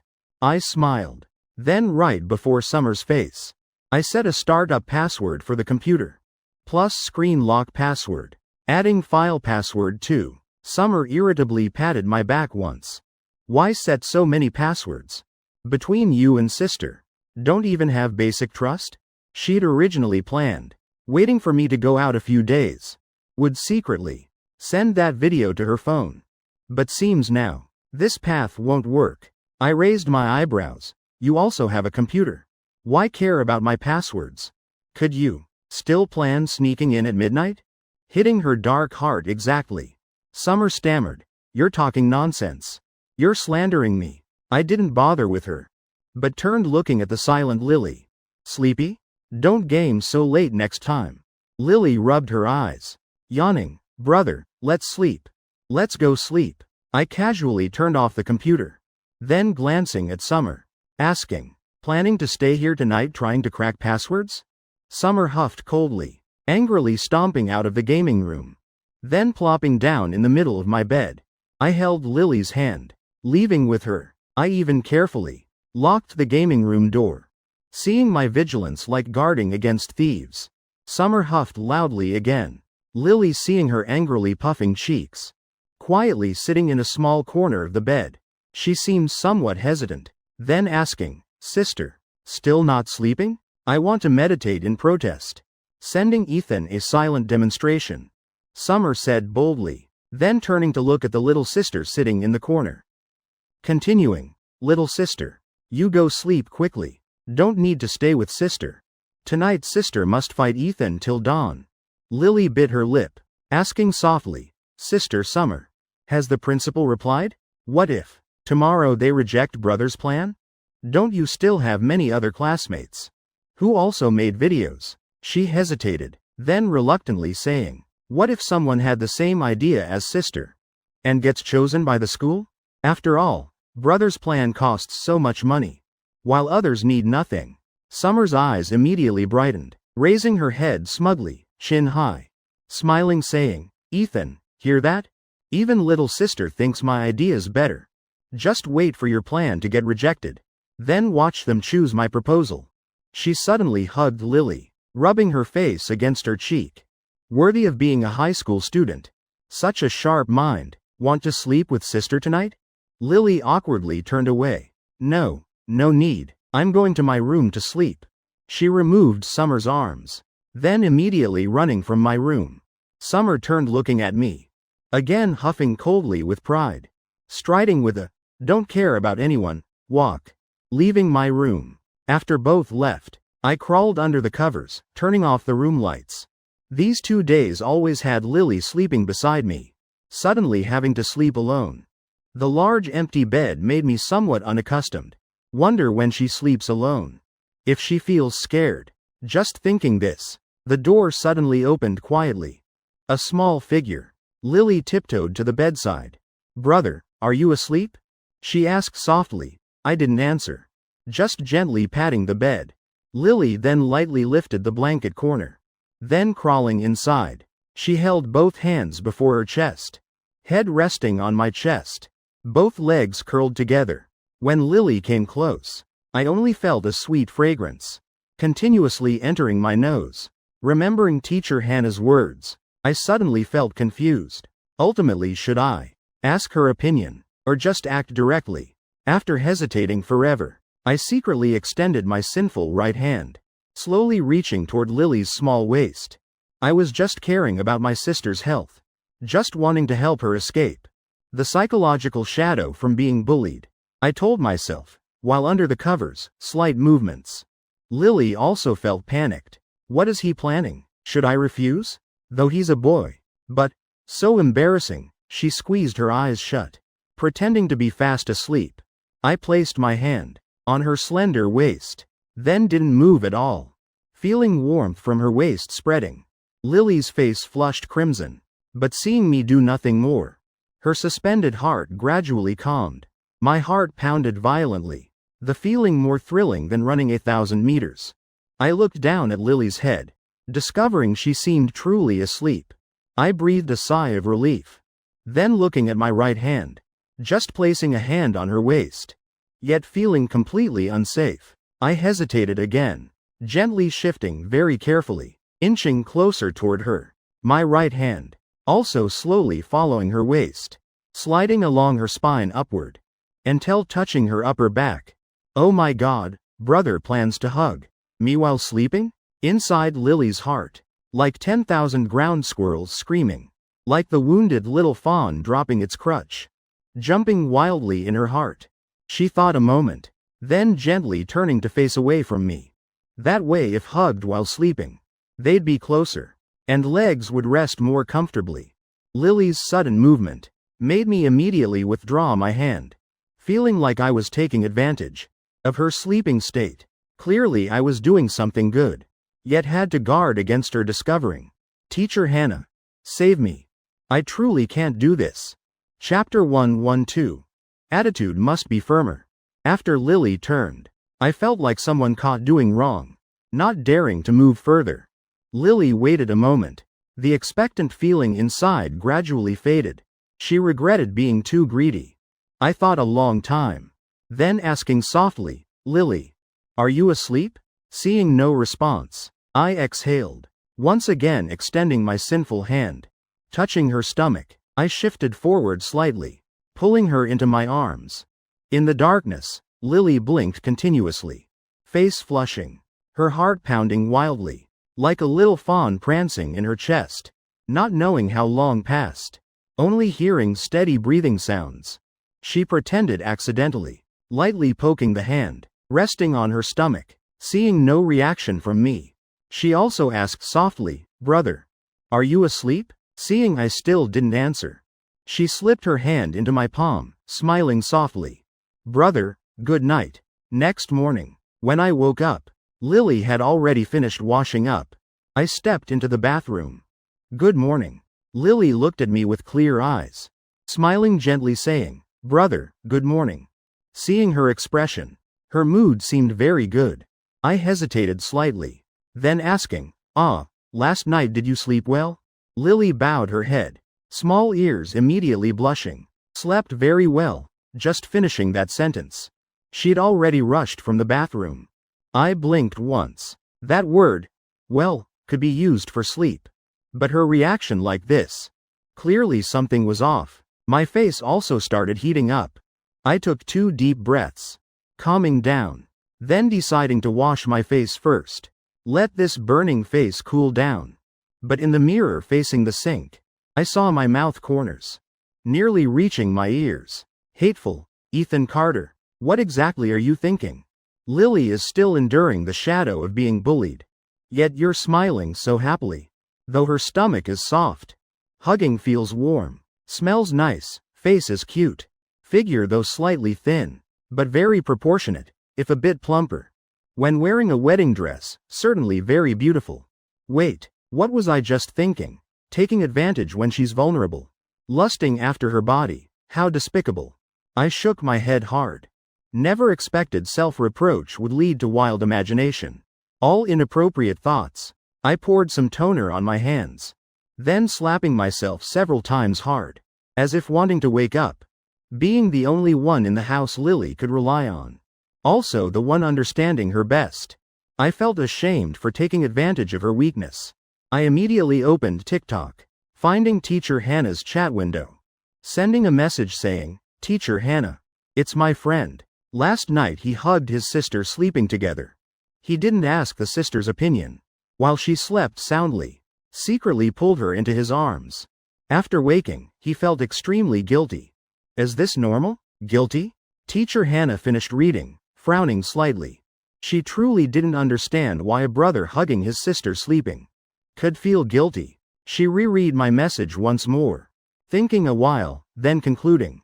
Probably because Ethan didn't tell his sister. Secretly hugging her into his arms. So felt like doing something wrong. Thus feeling guilty. She recalled when she herself was bullied before. Her parents also wanted to help. But then she felt she was a burden to the family. Didn't want parents worrying more. So refused them. Understanding that feeling, she replied, You feel guilty. Because you're thinking of others. Already realizing that, then later just correct it. Just that even if you tell her, mostly she'll refuse fearing to trouble you. Then you'll have no reason helping her. So just act boldly. Even if refused, your attitude must be firmer. Those previously bullied, sometimes their emotions are very volatile. Need you to be more patient with them. I nodded. So that's it. Teacher Hannah is truly Teacher Hannah. Because of caring, feeling guilty. Already guilty, then just need to correct it. After all, I'm the only one Lily can rely on in this house. If because of guilt I step back, won't that leave Lily falling into lonely darkness? I thank you on my friend's behalf. I'll relay this immediately. I typed that to feel less awkward. Opening the room door, seeing Lily leaning against the doorframe. Watching me step out, she crouched slightly, then hopping before me. Today she wore a white sailor collar blouse. Below was a short navy blue skirt, the skirt only reaching mid-thigh. Slender fair legs, covered by thin black stockings. Could see the stocking material, yet also see the slender legs beneath. "Brother, today let's go out playing." Lily naturally grabbed my hand, gently swinging it back and forth. Looking at her, clearly today she dressed carefully. I truly never expected a day I'd have to refuse a date invitation from a girl wearing JK uniform and black stockings. I sighed, shaking my head lightly, then saying, "Near Brookside Town. The resort project has been stalled long. Mom and Dad worked overtime several days straight. This time they can't even come home. I must visit Brookside once. Go see the situation firsthand." Lily, somewhat disappointed, releasing my hand. This time, she always clung to me. Suddenly having to be alone made her somewhat flustered. "Then today I'll stay in the study room." Though not wanting to be apart from me, she knew I had work to do. Couldn't be a bother. Seeing Lily's sad face now, I thought a moment, saying, "If you don't mind. Sometimes having to sit in the car all day. You can also come with me." Lily looked straight into my eyes, flashing slight hesitation. "Brother, would that trouble you?" My pupils dilated slightly. Teacher Hannah was truly accurate. Just as she said, Lily would refuse, fearing to trouble me. Following Teacher Hannah's words, even if refused, attitude must be firmer. I immediately grabbed Lily's hand. "Because I want you to come with me." Chapter 113. We're very alike. Black holes with their enormous gravitational pull swallow all light rays entering inside, like those black stockings with intense attraction, imprisoning my gaze. Right now my eyes were truly very busy, having to watch the road ahead, yet frequently glancing at the rearview mirror. I never knew before. Turned out I loved looking at rearview mirrors so much. Each time stopping at red light intersections, I'd turn my head, looking at scenery outside the right window. At times like these, Lily also often followed my gaze. Looking outside together. "Brother, around here are all these old buildings. What's beautiful about them? Moreover, I keep feeling. Today brother keeps looking toward me." She asked, puzzled. My mouth corner twitched. Could I have just been caught by this little one? I rolled my eyes, clearing my throat, saying, "People often say seeing mountains isn't mountains. Seeing water isn't water. You think I'm looking at these buildings? I'm viewing their history from construction till now. Seeing time preserved on this land. Why do people admire scenery? Because scenery is right there. Why do I look toward you? Because the rearview mirror is there. When you learn driving, you'll understand. I don't want to die young." Right now, I felt truly amazed by my own intelligence. Lily huffed twice softly, then taking the brown vest jacket brought when going out, placing it on her lap. The smile on my face immediately froze, feeling like she just hit my fatal weakness. I felt dejected, beginning to seriously drive toward Brookside. After driving 2 full hours, we finally entered downtown Brookside. I found an outdoor parking lot and stopped, planning to lead Lily, strolling around the small streets. After all, rarely coming to Brookside. Should also go out enjoying sunshine. Holding my beloved sister's hand, strolling the streets. Where I parked was near a Brookside Old Street, considered a must-visit famous tourist spot. Just stepping into the street, through the large stone archway, ears immediately filled with trickling water sounds. Along the Old Street's stone-paved road was a small stream about 1 meter wide. Buildings all constructed along that stream. Underfoot was rough bluestone pavement, both sides lined with classical American-style houses.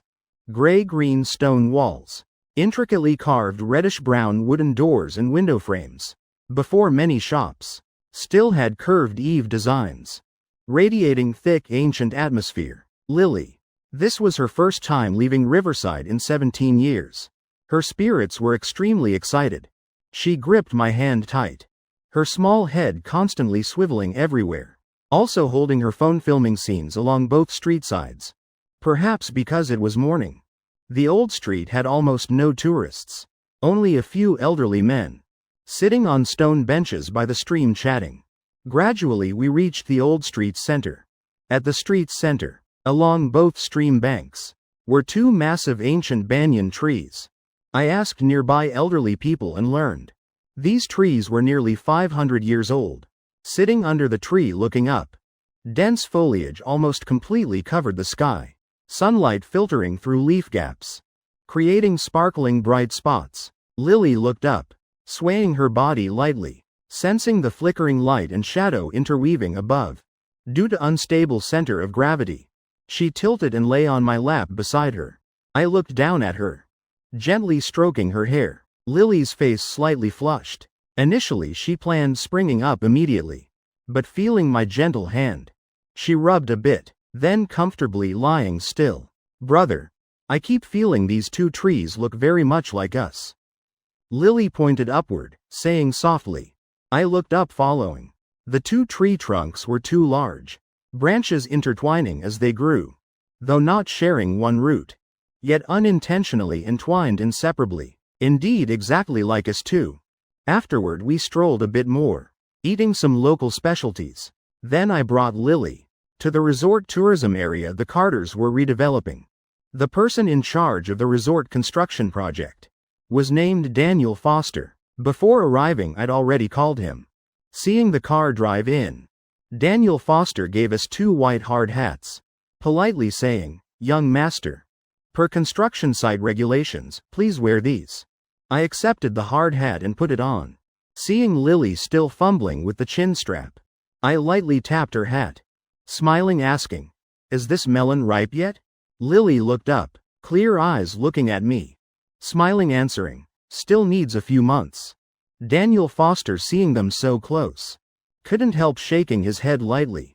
He'd never directly contacted me before, only heard others speak of my reputation. Overall summary: was a spoiled young master with no real skills.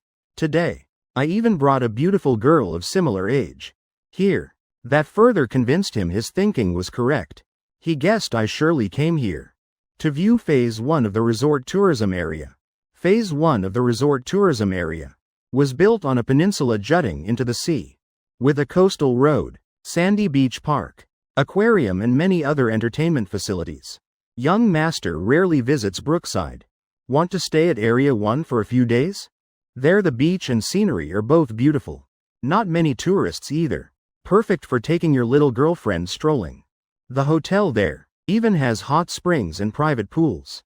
Right in the room. Can view sunrise and sunset over the ocean. At night can hear waves while sleeping. Just that lately construction is ongoing around there. Street lights aren't fully installed. Evenings might be a bit dark. Daniel Foster spoke, inside only wanting to quickly send me away. As the main person responsible for this project, Phase 2 resort construction progress was completely dragged down by old resident households around. Daily wages alone cost at least $600,000. The pressure was suffocating. I glanced at Daniel Foster, then lightly patting Lily's hard hat. She's the Carters' youngest miss. Daniel Foster froze, his aged face flushing, stammering, sorry, young master, I didn't know she was the young miss." I shook my head gently. What Daniel Foster just said sounded like giving me advice, but actually was for the girl beside to hear. If the person I brought was another girl, perhaps by now he'd have cleverly suggested tonight they could listen to ocean waves together in the hotel. I knew from Mom and Dad our Phase 2 construction progress was severely delayed. Today I came here to help you solve this problem. Chapter 114. What if unemployed? Hearing I came to handle construction issues, Daniel Foster was full of doubt. Does the chairman have some plan? Planning to compensate those people more money? I frowned.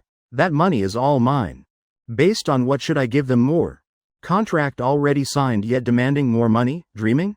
Old Foster, you truly haven't accomplished anything. Daniel Foster sighed, shaking his head lightly. If those people were willing to follow the contract, this construction wouldn't be delayed so long. He thought I was still too naive. Haven't been taught any life lessons, so don't understand how unreasonable those people are. I remembered in the original story, Drake directly told General Marcus Shaw about the troubles encountered in Brookside. Then he just needed one phone call. saying one sentence to the city mayor. The mayor, learning of it, would strictly direct subordinates, not allowing those old folks to cause trouble. Finally, the project could continue. But currently I still haven't planned asking Grandpa to intervene. Don't know how many days construction has been delayed. Just wages alone, 600,000 daily. Losses already reached millions. How could I swallow this frustration? I looked at Daniel Foster. This afternoon find me some strong young men. I'll personally go talk with them. Hearing this, Daniel Foster frowned even tighter. Those people don't listen to anyone. Can't reason with them, no matter how skillfully you speak. They'll only accept money. And those people fundamentally have no profession. Farming all year doesn't even reach 10,000. Now demanding 40,000 compensation. They're not afraid of wasting time. Age is high. Can't arrest them, don't dare hit them. At the slightest thing, they lie rolling on the ground crying for death. Even Officer Chen is helpless with them. But anyway, you're the chairman's son. Even if they cause trouble, people can only coax. Whether construction progress is urgent or slow. The site doesn't need many people now anyway. So he reluctantly let some people go with me to see the situation. I turned, asking Lily, "Want to stroll the beachfront villa area first? What about you?" She asked back. "This afternoon I have big matters to handle," I said. "Bringing you might be a bit dangerous. So can you obediently sit in the car waiting for me?" Lily asked softly again. I thought a moment. Leaving her alone on the beach. I wouldn't feel at ease either. After all, she still hasn't escaped the bullying shadow. If when seeing the ocean she thinks too much. That's truly very dangerous. Now it's just lunchtime for workers anyway. I grabbed Lily's hand. Going together to check where they're eating lunch. Though I don't understand construction well. At least I can still check how the workers' meals are. Today I only called Daniel Foster suddenly. Daniel Foster also didn't have time preparing for my surprise inspection. I glanced over today's dishes. 1 portion stewed chicken leg, 1 portion cooked cabbage, and 1 portion stir-fried meat with asparagus. Workers held bowls larger than their faces, piled high with rice, then lining up waiting for food. Their meals had nothing elaborate. Everything just poured directly over rice. The surrounding workers lining up for rice. Seeing 2 people wearing white hard hats, curiously glanced at me and Lily. Then their gazes stopped on her. "Give me the jacket," I turned, saying to Lily. She was somewhat puzzled, but still obediently removed her jacket. Giving it to me, I took the jacket, then tying it around her waist, covering the long legs, wearing black stockings, tightly covered without showing anything. Looking at my work, I nodded, satisfied. Lily blinked, cheeks showing slight blush, mouth corners curving up. "Brother, are you jealous?" she asked softly. "Jealous of what?" "I just think styling it that way will look more beautiful," I denied immediately, also reaching to tap her hard hat lightly. How could a brother be jealous of his sister? Hee. Lily raised her hands holding the hard hat, smiling sweetly. I turned to Daniel Foster, quickly changing subjects. "How many people eat at noon here?" The site regularly has about 2,000 workers. We divide into 4 eating shifts. This shift is about 600 people. Daniel Foster answered. This construction site doesn't have a separate cafeteria. Workers usually find shady spots, then gathering in small groups to eat. I led Lily's hand, walking toward a group of middle-aged workers sitting. Those damn shameless old folks. Last night even threw rocks at my tin house. Why don't they fall into holes and die already? Stop talking. Didn't someone last time chase those old folks at midnight? Result was falling and breaking his own leg, still had to compensate them 2,000. So unlucky. Heard this time they even said something. Said some fortune teller told them whoever lives in that house will become wealthy later. I believe it. Their houses were demolished. The developers here already compensated them loads of money. But they're truly bottomlessly greedy. That rotten house getting tens of thousands compensation. Now coming back causing more trouble. That's also good though. Them making trouble like this. Our work is also much more relaxed. Kid, that's because you're young. If it were another construction site, they'd have already fired half the people. Wait until restarting construction, then hire new ones. I guess if this drags on, this place will eventually reduce workers too. Workers ate while grumbling and cursing. Seeing two people wearing white hats approaching, they quickly fell silent, eyes following me and Lily, then stopping on Daniel Foster walking alongside. A few people nodded greeting. Hello, Director Foster. Daniel Foster also nodded lightly, simply introducing. This is the big boss's son and daughter. Today inspecting the construction. Hearing this, the workers looked at me and Lily. Everyone frowned. I noticed in their eyes, besides suspicion, mixed with some worry. Young master, you're not here to lay people off, right? We know lately the site has little work. Wages aren't stable either. I can take a bit less too. My son is taking college entrance exams this year. End of year is enrollment. Still can't afford tuition now. Or does the company have other construction projects needing people?